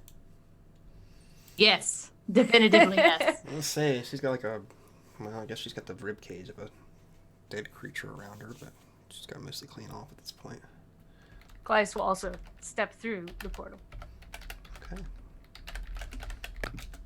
I've become more accustomed to portals these days, so I too shall walk through. And I bring up the rear. Okay, so I believe we just made our way to the plane of limbo, if I'm correct. Be correct. All right. So where does this come out at, Ilya? Describe our scene for us, since this is your tale. You come out of another doorway that is shaped the same way as the one that we just stepped through. But you come out into a courtyard covered in a very even lay of just the softest grass that you have ever known. And then you look up, and there appears to be a glassy surface. And then beyond the glassy surface is just a roiling maelstrom of all of the elements. And the sky is like a purplish red cracked by lightning and black, and nothing makes sense up there. Nothing stays put. But this courtyard is very lovely. And you look around, and the walls that are surrounding them are of a magnificent style of architecture that you have never seen before. Like, there's Elven, and this is like sharper than Elven. It doesn't quite have the same kind of like curved archways and stuff, but it is by and large equally intricate and magnificent. And it's all made from gleaming, stellar white metal. And as I step out into the grass, I will turn around to my group and say, "Welcome to the adamantine citadel of Jethketla." Well, Those of are all the nice. places I've been, this one takes the cake. Has Colias been here before? I don't think so. Okay. So she's all like, whoa, whoa, whoa. Just like amazed. And so suppose there is a definitive gravity here. Oh, sure, yeah. Okay, It's normalized. gotcha.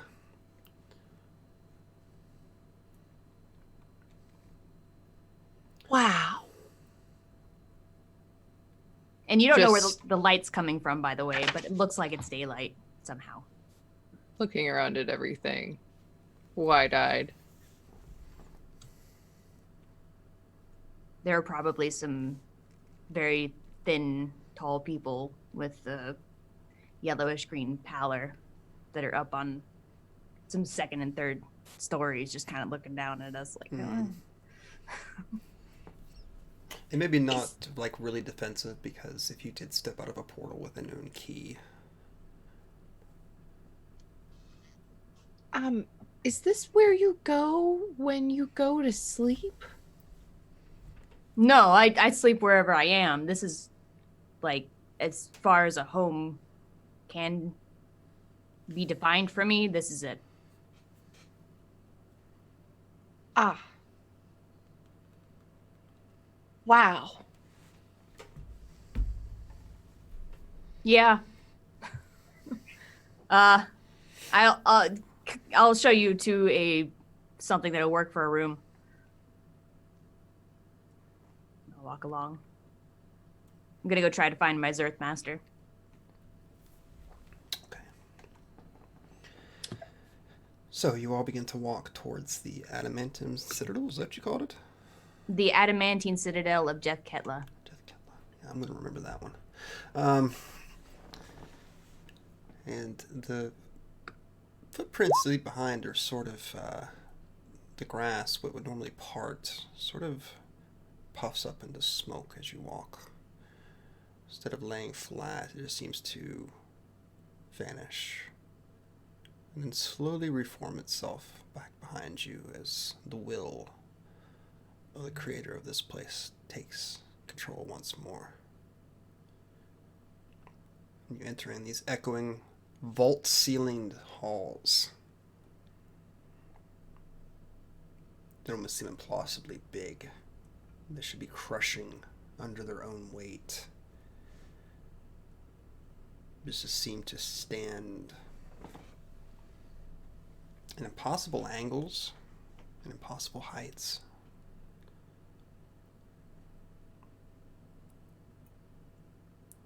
I'm going to assume Ilya is probably going to take the front of this and begin to lead you all through, your footsteps echoing in the halls.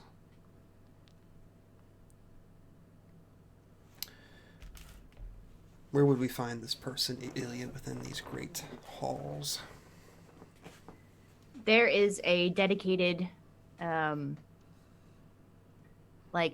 meditation system. It's not a single chamber, but it's many chambers with one particularly large chamber. You could also, you could almost liken it to an arcanum or something, but it's not for arcana. That's where she'll go. And it's mostly, the main chamber is mostly an empty room, quite gargantuan. And it's got places where you can stand and watch whatever's going down on the main floor and stuff. So you're sort of passing through these domes of meditation. I would say probably stragglers, not stragglers, I shouldn't say that's the wrong word, but many of these gaunt, as you said, almost yellow pallid figures sitting. A few of them would probably have this round looking object in front of them. It looks like a metal cylinder almost. These interlocking rings with them, and you see them constantly shifting them and looking over the sigils that are carved into them, just studying. Question, given my recent encounter with a Githyanki, do these look like those kinds of creatures that I just came across, or are they something different? Very, very, very closely related, you would assume. You probably wouldn't, honestly, maybe not be able to tell them apart. Probably not for me.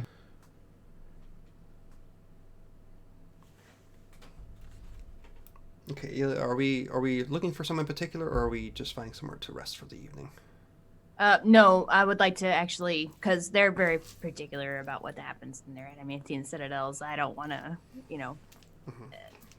be untoward towards the people that took me in. So I will actually be physically seeking my Zerth master, the one that taught me.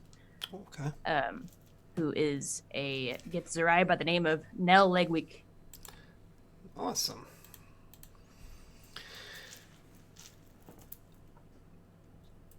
What is what does he look like? What's his stature? What's special about him? He looks her, like, I guess.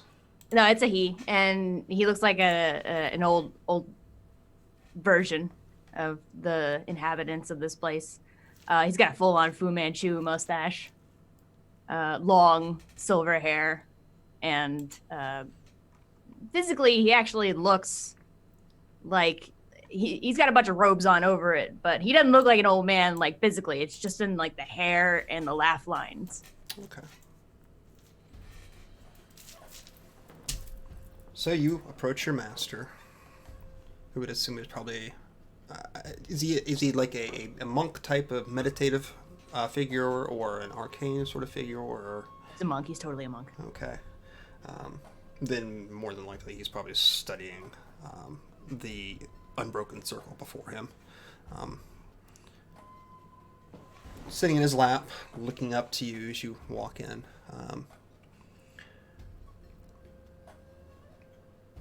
And as close to a smile as you're probably going to get from him. You can definitely tell when you see him immediately. The rest of you probably have no clue. But just that subtle, very subtle upturn of one side of his mouth, you can tell Ilya that he's pleased to see you. He begins to flip this cylinder object back together and sort of tucks it under his arm as he stands. And nods his head as you approach. Do it back. Extra low.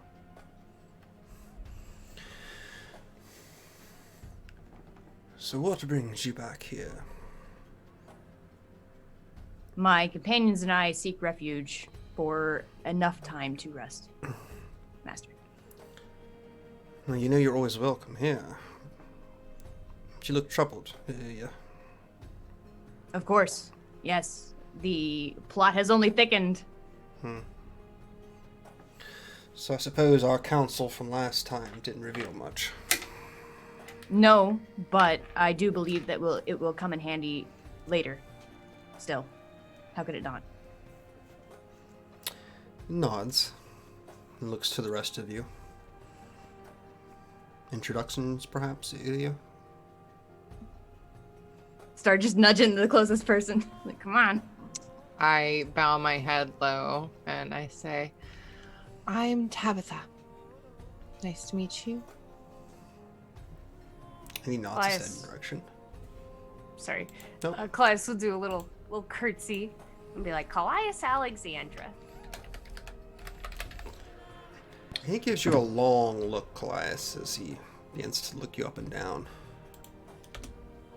And you feel his eyes seem to look not just at you, but beyond you. Just gonna kind of give him like an awkward smile.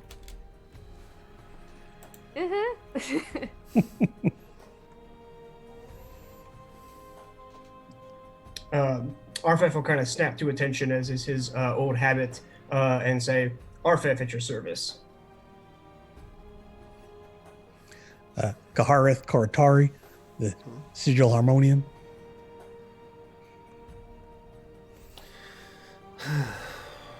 Harmonium's here, huh? He must be in some trouble. It is just the way of the cosmos. It decided to put us together. I see. By all means, you may take refuge here if you wish, as long as you'd like. A friend of yours is a friend of ours. Thank you, Master. Would you prefer it if they all stayed in my room, or should I take them to the dormitories? No. I don't mean to offend, but I'd prefer that your eyes were upon them. Understood. Thank you, Master. He bows slightly back to you. And he begins- Okay, see you later. He sits back down and just begins to go right back to the circle once more. I'll start That's- leaning to my old room. I send a message to Ilya. Said, "You called me your friend." I mean, it was easier to say that so that we could not have to sit and talk about why you're here and what all of it means for like 3 friggin' hours. As we go off, I say to Ilya, he seems like a fun guy. He can be, surprisingly.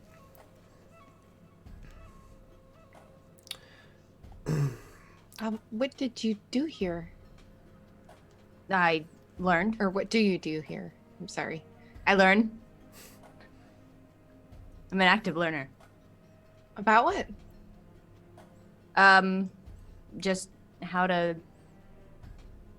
cope with the universe as it is, how to navigate it, how to accept it, and then use it. It's really not unlike what Colias did with her regret, honestly. In fact, while she was describing accepting it and taking it on, that's the first circle. The circles of Zerthamon. It's the most sacred studies that they do here. We do here. Was that circle thing he had? Yeah, sort of. Yeah. They have the rings have fables and anecdotes on them that you're supposed to pull from. You know, inspiration and awareness and learning.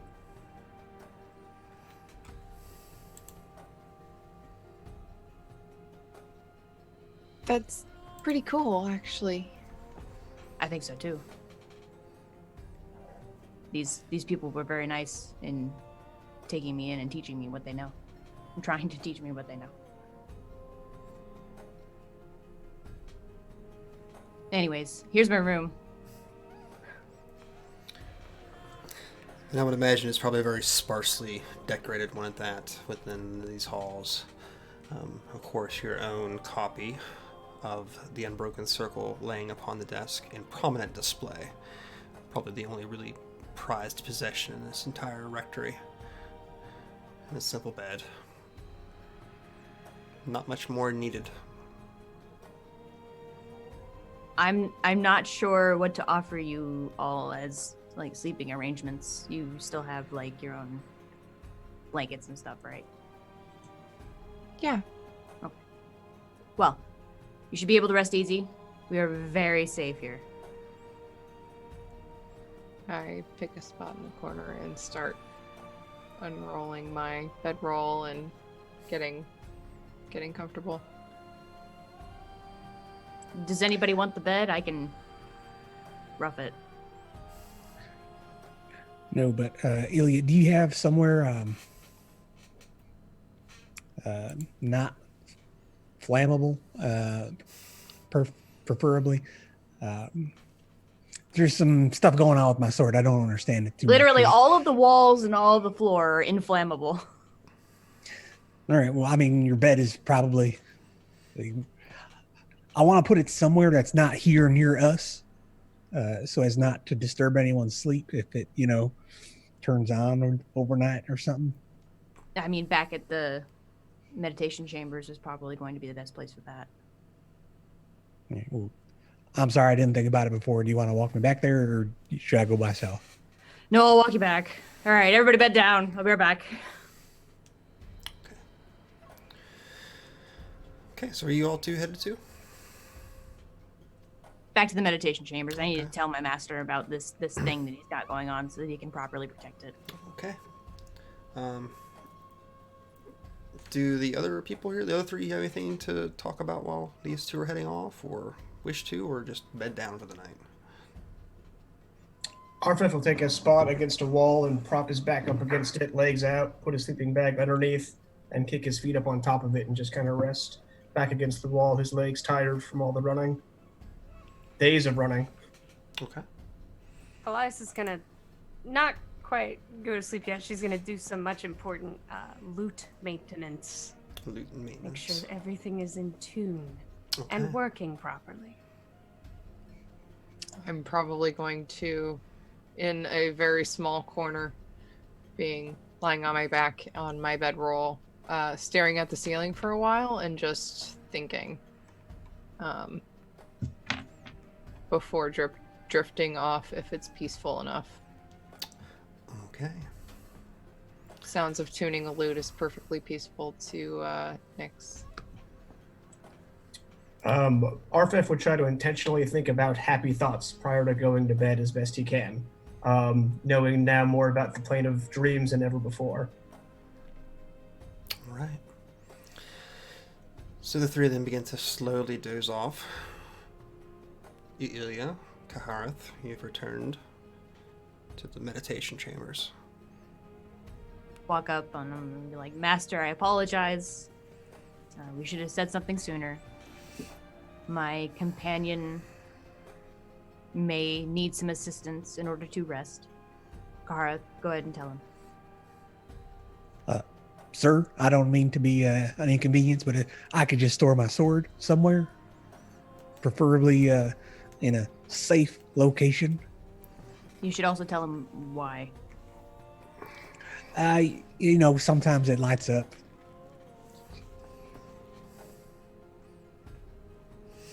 I apologize for his rudeness, Master. Sometimes it lights up. Very vague. I don't understand it myself.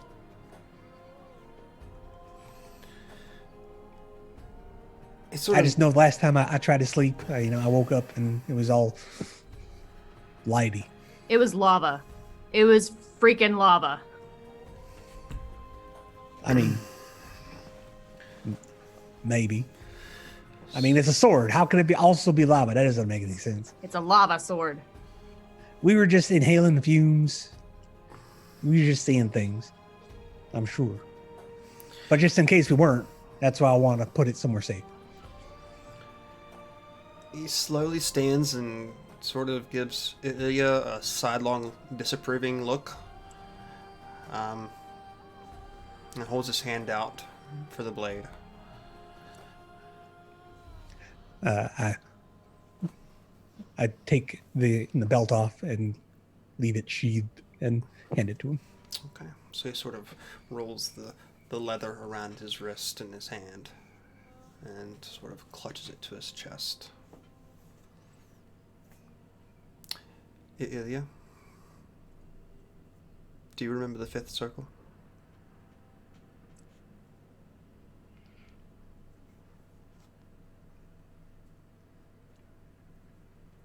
There's strength not only in knowing the self, but knowing how to bring it forth in others. He nods slowly.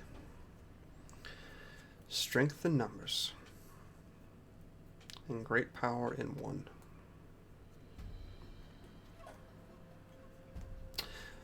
Strength of yourself can gather numbers to it.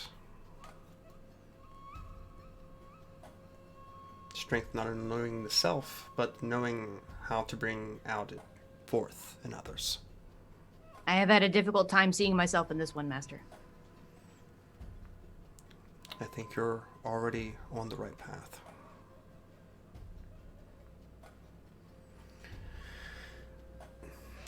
He moves to the back of this chamber and opens a large chest, depositing the sword sheathed inside of it. It'll be here for you when you're ready for it. I really appreciate it. Thanks, sir. Does your friend, Ilya, and I don't mean to speak of you as you're not here, but does he know himself? I do not believe so, Master. There's a reason for all this that's happening. Perhaps you can help him find the way. He's on some, like, trippy dream realm shit. I don't even, like...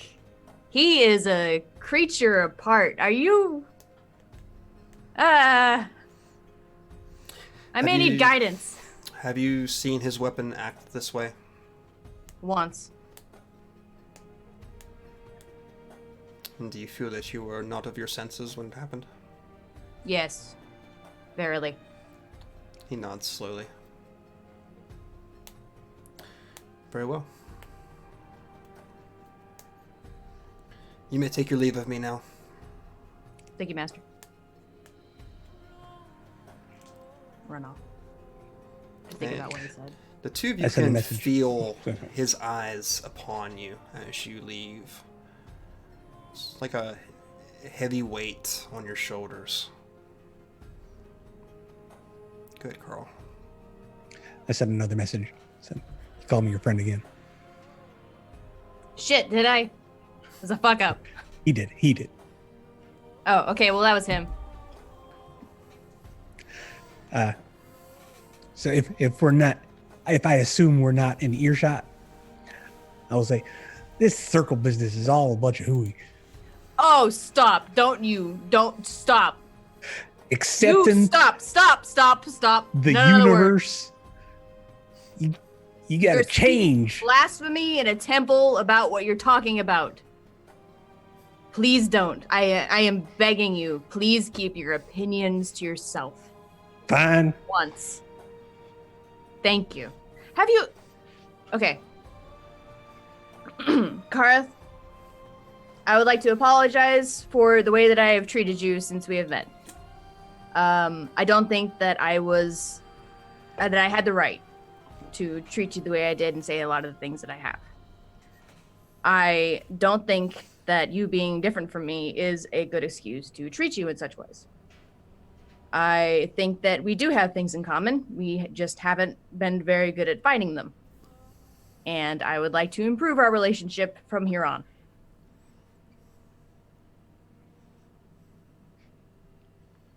What do you say? That sounds fine, but it sounds also like you're just reading that from something. That's It because I don't doesn't want to sound like say you really mean it. I do mean it. It just... it's just like, don't tell my friends, you know? I have street cred. I can't be, there's a lot. It's not just me and my own balance of the cosmos that we're considering here. It's also like what goes on in Sigil and the factions and all that stuff, That has to be balanced too. Ilya, I don't have a problem with you at all. I mean, I can't say what I have a problem with because you just told me not to, but I think you're fine. You do? I thought you were hating on all of the people that I associate with, thereby pitting me as something you did not want to associate with. The in-depths, you can't trust them for nothing. They don't believe in nothing. Okay, but after meeting RK, come Right. on. The individual, I mean, everyone is capable of great things, wonderful things, beautiful things. People are beautiful. the ideologies that some of them hold are just dumb. But I mean, that's not permanent. People can change those things. Even Eliath, he's seemingly terrible, but he's a person. We can bring him back.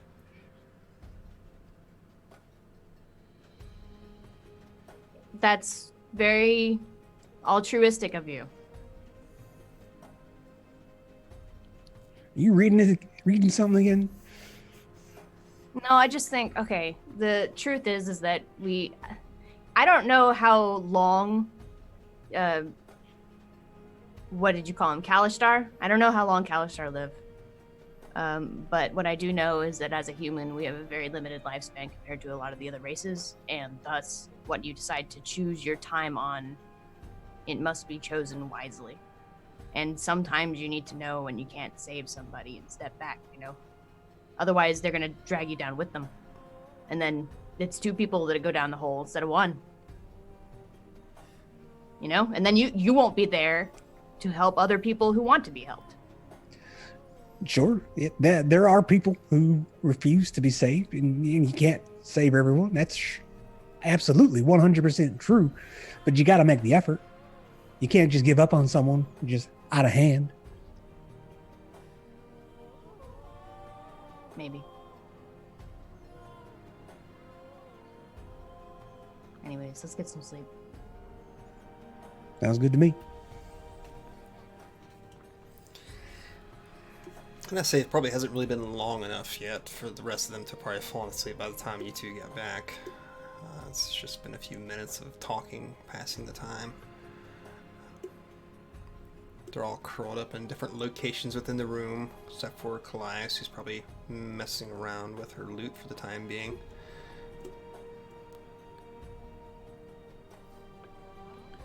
Ilya, do you usually keep watches here? I mean, what kind of... No, it's totally peaceful and self-contained. And it's like better than even you could imagine if you were to imagine like a utopian place.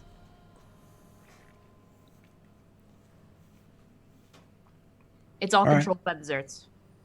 From the corner you hear, that's really high praise. I mean, yeah. I mean, look around.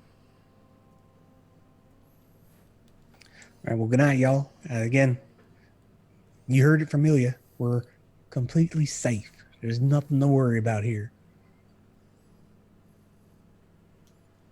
And I go to sleep. Okay. Sleep tight, everybody. As tight as we can with what's happened the past few days. I wake up. Say, stop remembering that stuff. Good stuff now. Good night. And sleep slowly takes you all one by one by one. Class. It's quiet. It's calming. It's relaxing. Probably the best sleeps you've had in a long time. Arphef. The same.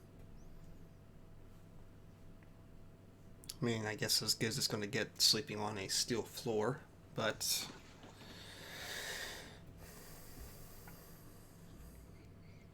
Kahareth, you're not plagued this time with any anger, no growing trepidations. But you are given some sort of warning.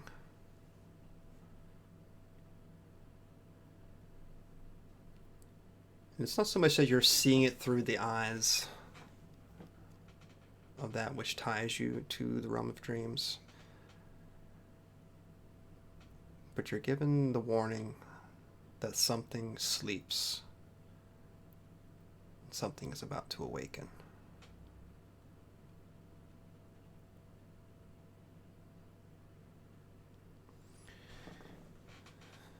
Ilya, or the night before, you were chasing after yourself, it would seem. Some power of this place seems to have calmed you.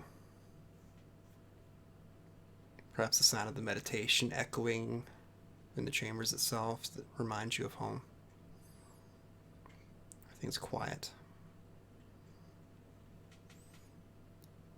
And Tabitha,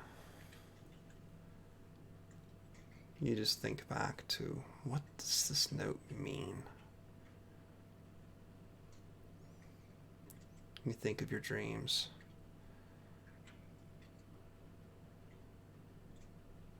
That terrible dream you had the night prior.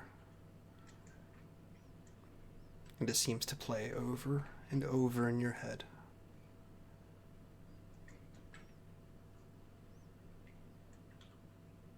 Ripping at your psyche, tearing you from just every mortal coil that you hold on to right now. A never-ending barrage throughout the night of your flesh peeling and being realigned over and over and over. Needless to say, your night does not pass smoothly.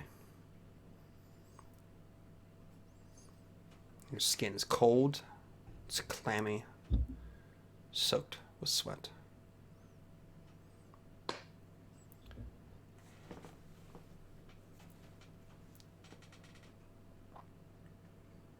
Probably should have taken the bed rather than the middle floor. It's fine. I don't think anybody took the bed, which is the funny part. I think you all slept on the floor. I did eventually when I came back in and realized everyone was on the ground. So went to bed? No? Well, fuck it. We're none of us taking the bed then. Okay. But your night passes uneventfully. Most of you feel pretty rested.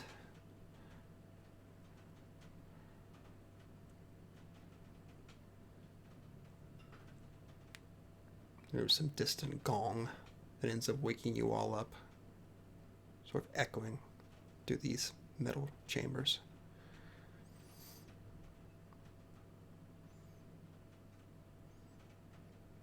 Otherwise, it's quiet, serene.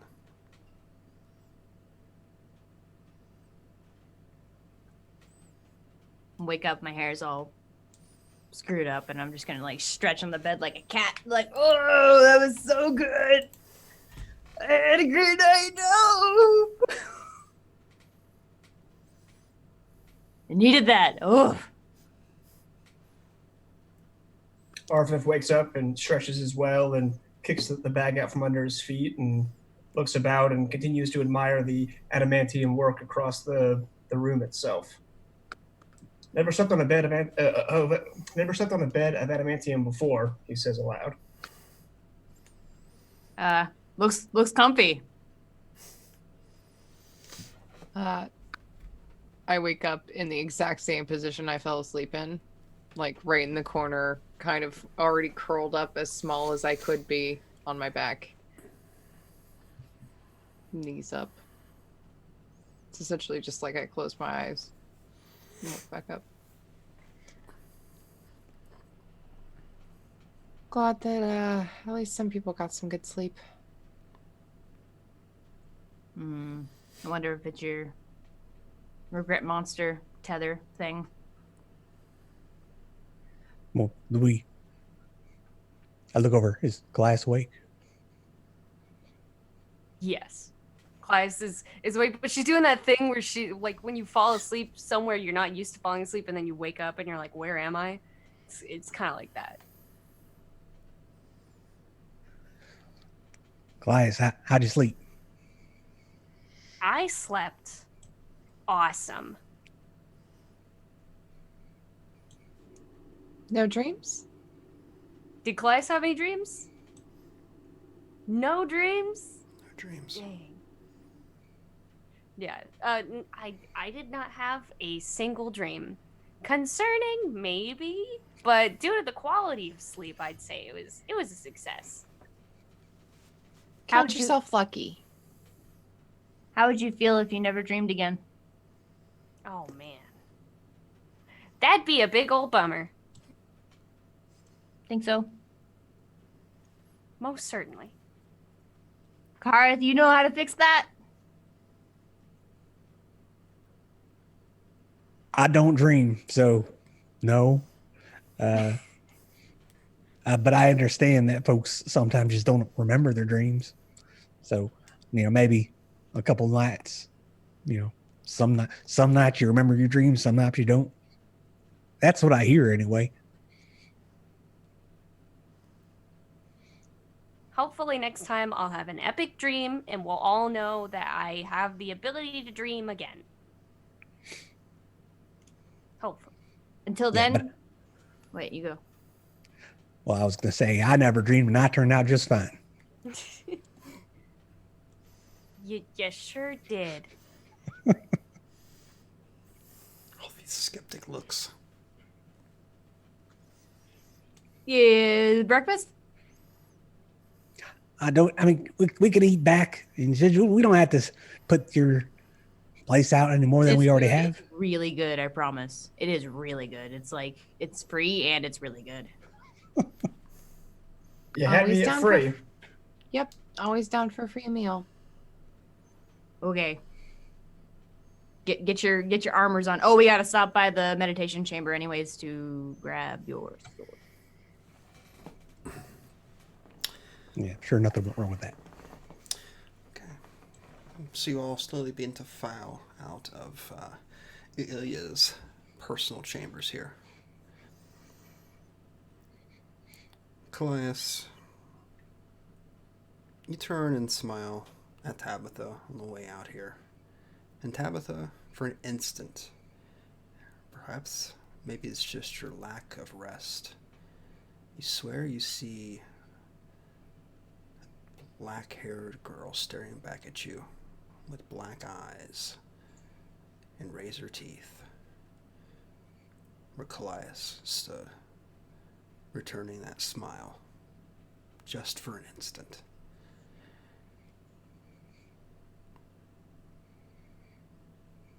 Wait, I'm backwards. I saw this, or Tabitha saw this. Saw this. Oh, okay. I just stand there for a moment, just stunned, and then I follow very cautiously. Okay.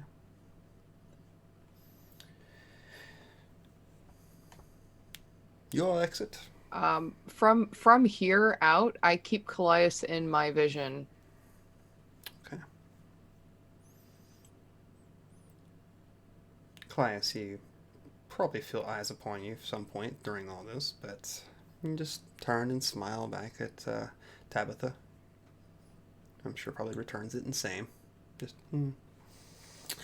Colias Yep. is actually. Oh, sorry. Colias is actually going to go try to conceal herself within the group because of the weird look that one guy gave her. She feels as if she might not belong for whatever reason. And I'm not going to necessarily be looking directly at her the whole time. It's just I'm not losing track of where she is. right. Gotcha. So, Ilya, where do we eat at here? Oh, there's a communal mess hall.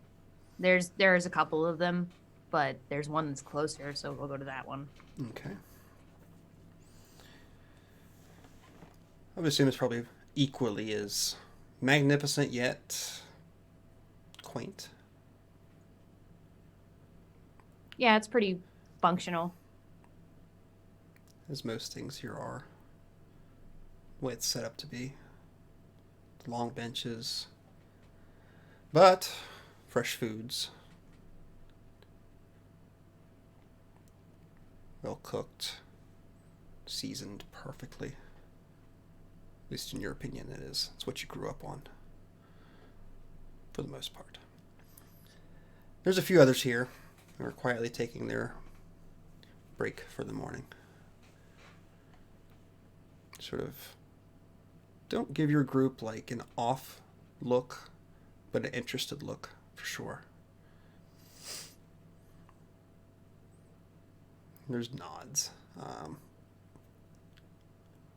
Yep, and Kahareth stuffing his face. Pretty good. It's pretty good. Sort of sit quietly in this hall, and it's very quiet. It's not unnerving. Definitely not what you're used to, not on the streets of Sigil. It's always sound, always constantly some sort of noise going on around you. My spoon is really hitting real hard against the bowl and scraping every time I go down. It's a ting, ting sound.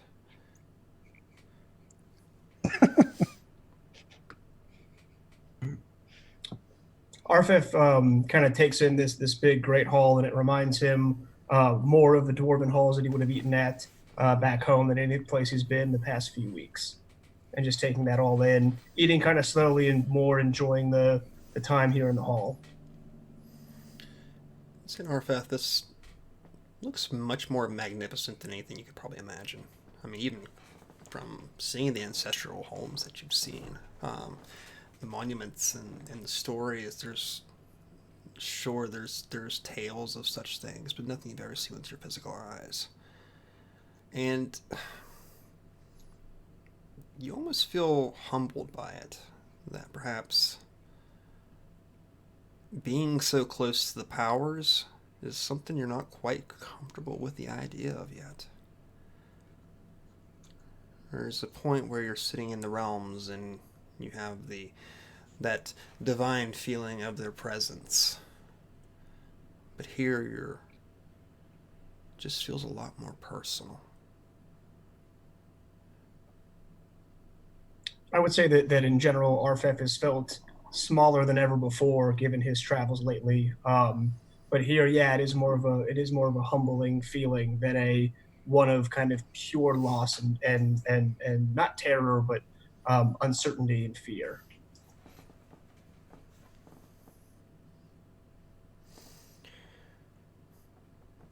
It also takes some of the mystique out of it.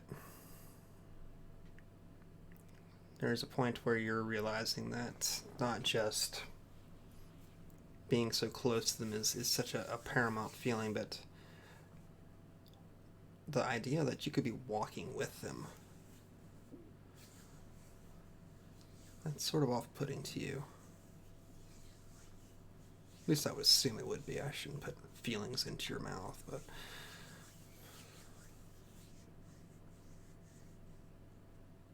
definitely a different level of intimacy right now.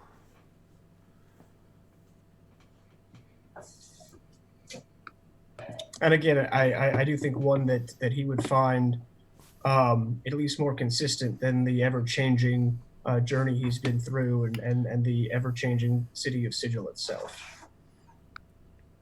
Unnerving, but perhaps I don't know. But perhaps just not more familiar, but like I said, just more consistent and understandable to some degree. Clang. Clang.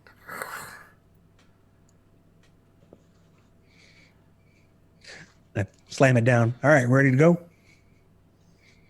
I'll actually take my headphones of Serenity, earmuffs of Serenity back off and just turn to Kahareth and be like, would you mind just pretty please, if you would, try to be just a little bit quieter, just attempt it. It's okay if you're not, just go for it. What do you mean? I don't think I've ever seen you eat so loudly in my life. Or heard you, I should say. I didn't think it was possible. I'm just eating. I don't know what you're talking about. It's just, food is a fuel. You get it in. Get on your day. Get on with your day. That is a very functional and efficient way of being. However, in the Adamantine Citadels, it's almost a 24/7 attempt to maintain focus. So while I'm sure that the challenge was enjoyed by many people in the dining hall, it may be off-putting to a couple of the newer students. That's all. And it's totally cool. I'm sure they didn't really mind that much. But like I said, just aim. for maybe being a little bit quieter generally. So we're not going. We're just stay here. Okay, I'll just sit.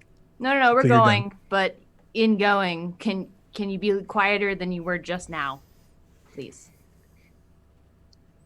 I don't even know what you're talking about, so I'll try. Thank you for trying. That's all. I was just eating.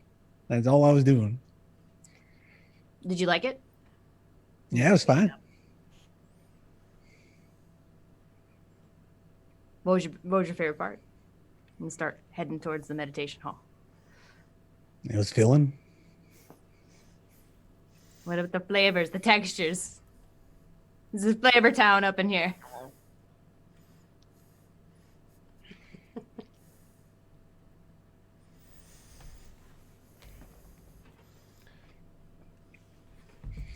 Yeah, we got to get my sword. Okay, don't care, got it. All right. I almost thought he was going to answer that one. It's all close. I have decided to continue trying. I don't know what you're all talking about.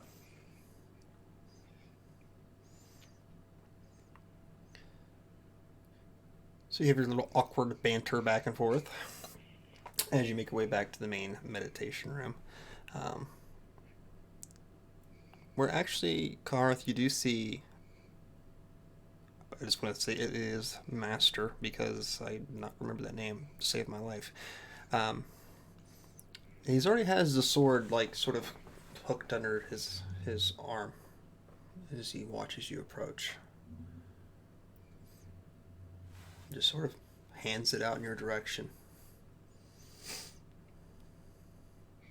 Thank you, sir.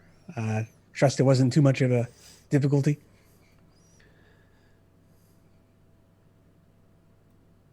Kahareth, Sir? the problem's not the sword.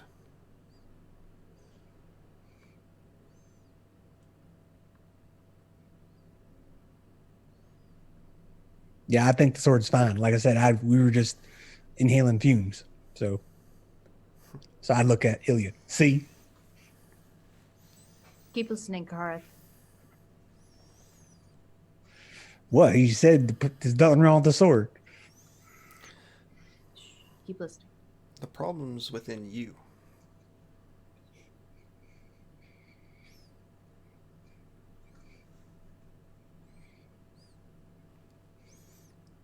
I know you don't want to hear that.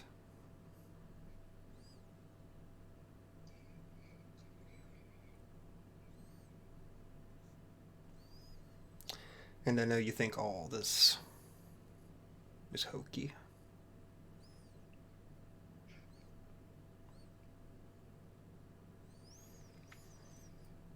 Perhaps if you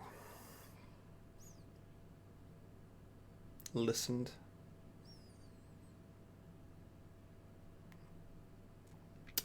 perhaps you'd learn a little bit more about yourself.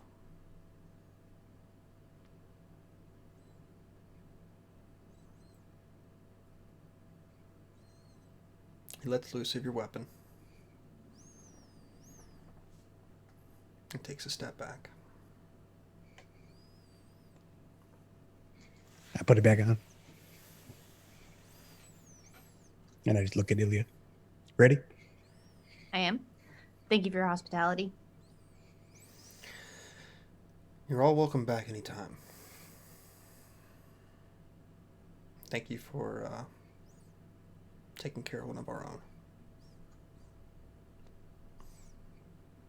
Thank you for providing shelter for us when needed. I bow my head. He returns it. I may just take you up on that one day, Grandmaster, and I'll give a little bow as well. You're welcome back anytime, Master Dwarf.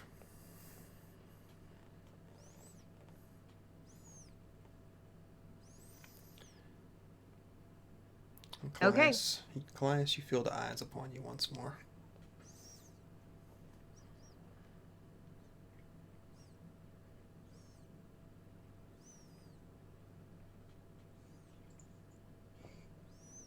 Colias kind of shovels herself behind someone slightly. And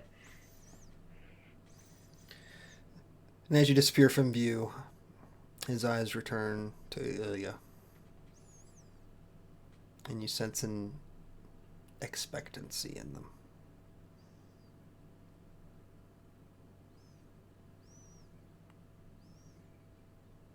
I will.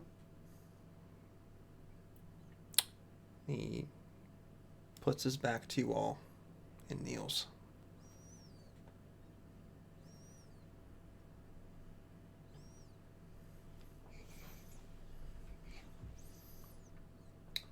Rush from the chamber. Are we headed back to Sigil?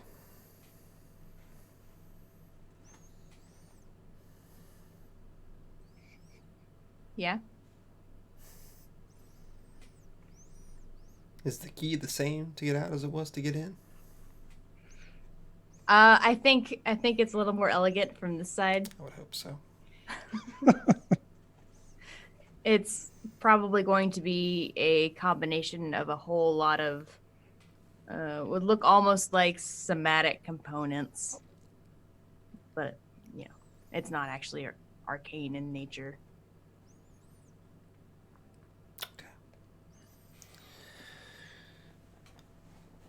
As she's doing this, Arphef will give kind of one lasting look around this courtyard and at the architecture as she's activating the gate before making his way out. So you're just scanning this massive, perfectly put together architecture. And the raging maelstrom beyond it of pure chaos, no control, constantly shifting and destroying itself, reforming itself. There's no rhyme, no reason beyond these walls that you can see. I do try to take notice of the balance between the two, the absolute peace and perfection versus the absolute chaos of the other side. Ilya begins her very precise motions. The fluidity that's been well practiced over time. Bringing the portal to life once more, do the silver cords spring open. And the wood smoke, the dinge of Sigil writhed from it.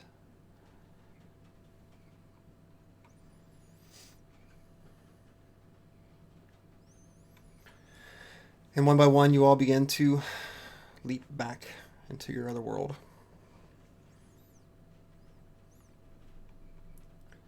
And Tabitha.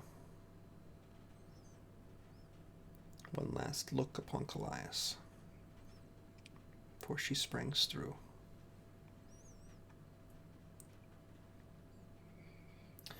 And you see that black-haired face once more.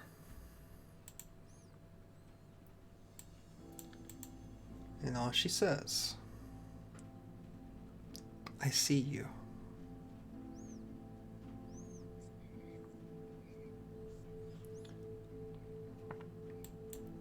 And that's where we're going to end this evening.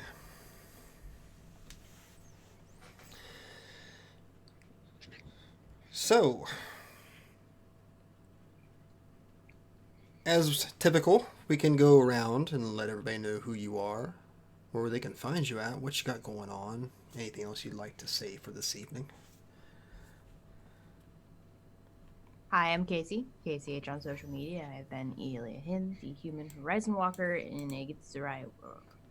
And you can also find me tomorrow morning, Saturday mornings, that is, at 11 a.m. EST, playing Half-Rate Heroes with Karl over on the Open Core Adventure channel. There I am, Nos the Celestial Hobgoblin. And also on Open for Adventure, new to Wednesday nights at 9 p.m. EST, we've got a show, me and Karl as well, have a show called Strands that just kicked off. So if you like getting in on roleplay games at the ground floor, now's the time to go check that out. And I just want to mention real quick that I really enjoyed MK and Jeff's collaboration at the very beginning, where she was all like, "He's my dad," and then in the background, freaking, "Will somebody think of the children?" That's very well done. That made me bust the gut. And that's me.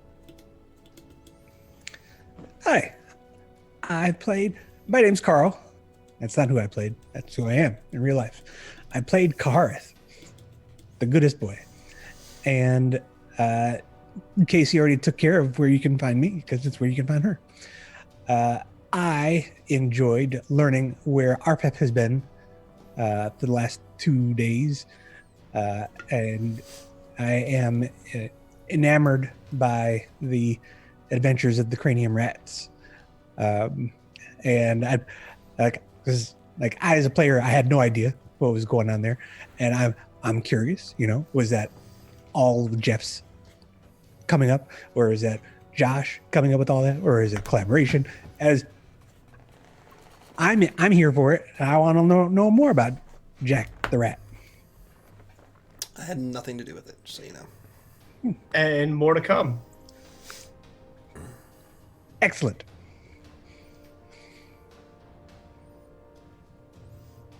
So that brings it to me. All right.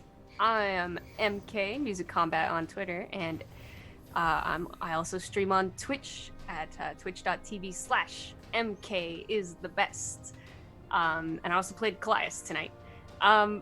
I gotta say, my favorite part was everything Kahareth did. Just all the things, and then anytime Tabitha was just in the back, like shouting sarcasm at him, was great, and I loved it. But yeah, you can find me at those places doing cool things. I stream Bloodborne with my brother and stuff like that. But yeah, that's me.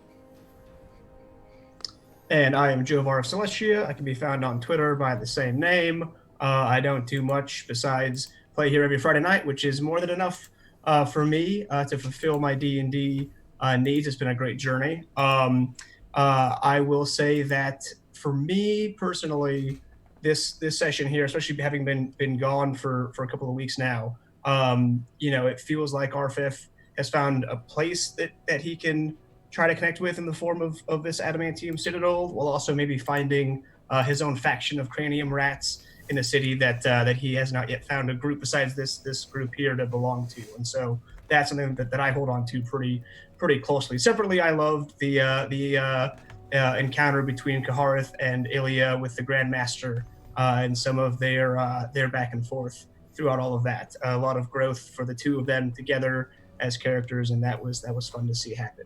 So. And hi, I'm Aras. You can find me on Twitter, just like it's spelled, just down there. I normally make all sorts of accessories, and I play a lot of games. You can find me. What is my schedule? You can find me on Sundays at 4 p.m. Eastern Time on Open for Adventure for Sunday Friends, where I play a very different character than this. And today, my absolute favorite thing was the rat named Jack, because first off, full name better be Pepperjack, and second of all, I need that story. I'm obsessed with this. I need this story. Thank you. That is it. I'm not saying that Jack will become the baby Yoda of the series. I'm not saying he won't. May already have. There's going to be like fan art now. It's going to be terrifying. Okay. I'm about to sneeze. I apologize. I've been Saevrick. I've been your best friend this evening and your dungeon master. Not too much for me to say. We have this stream every Friday at 8 p.m. Eastern Standard Time. That's all I got going on now. Other than that, we have been sponsored once again this evening by So Nerdware. So there's a link at the bottom of the page here if you want to go check them out.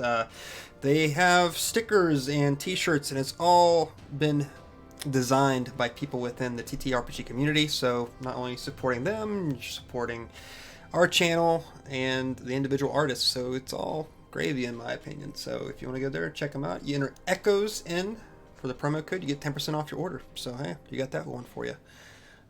Other than that, I got nothing else to say. You guys got anything before we go? Okay. Then I will let you all go. And thanks for stopping by. And we will see you again next week. Bye-bye.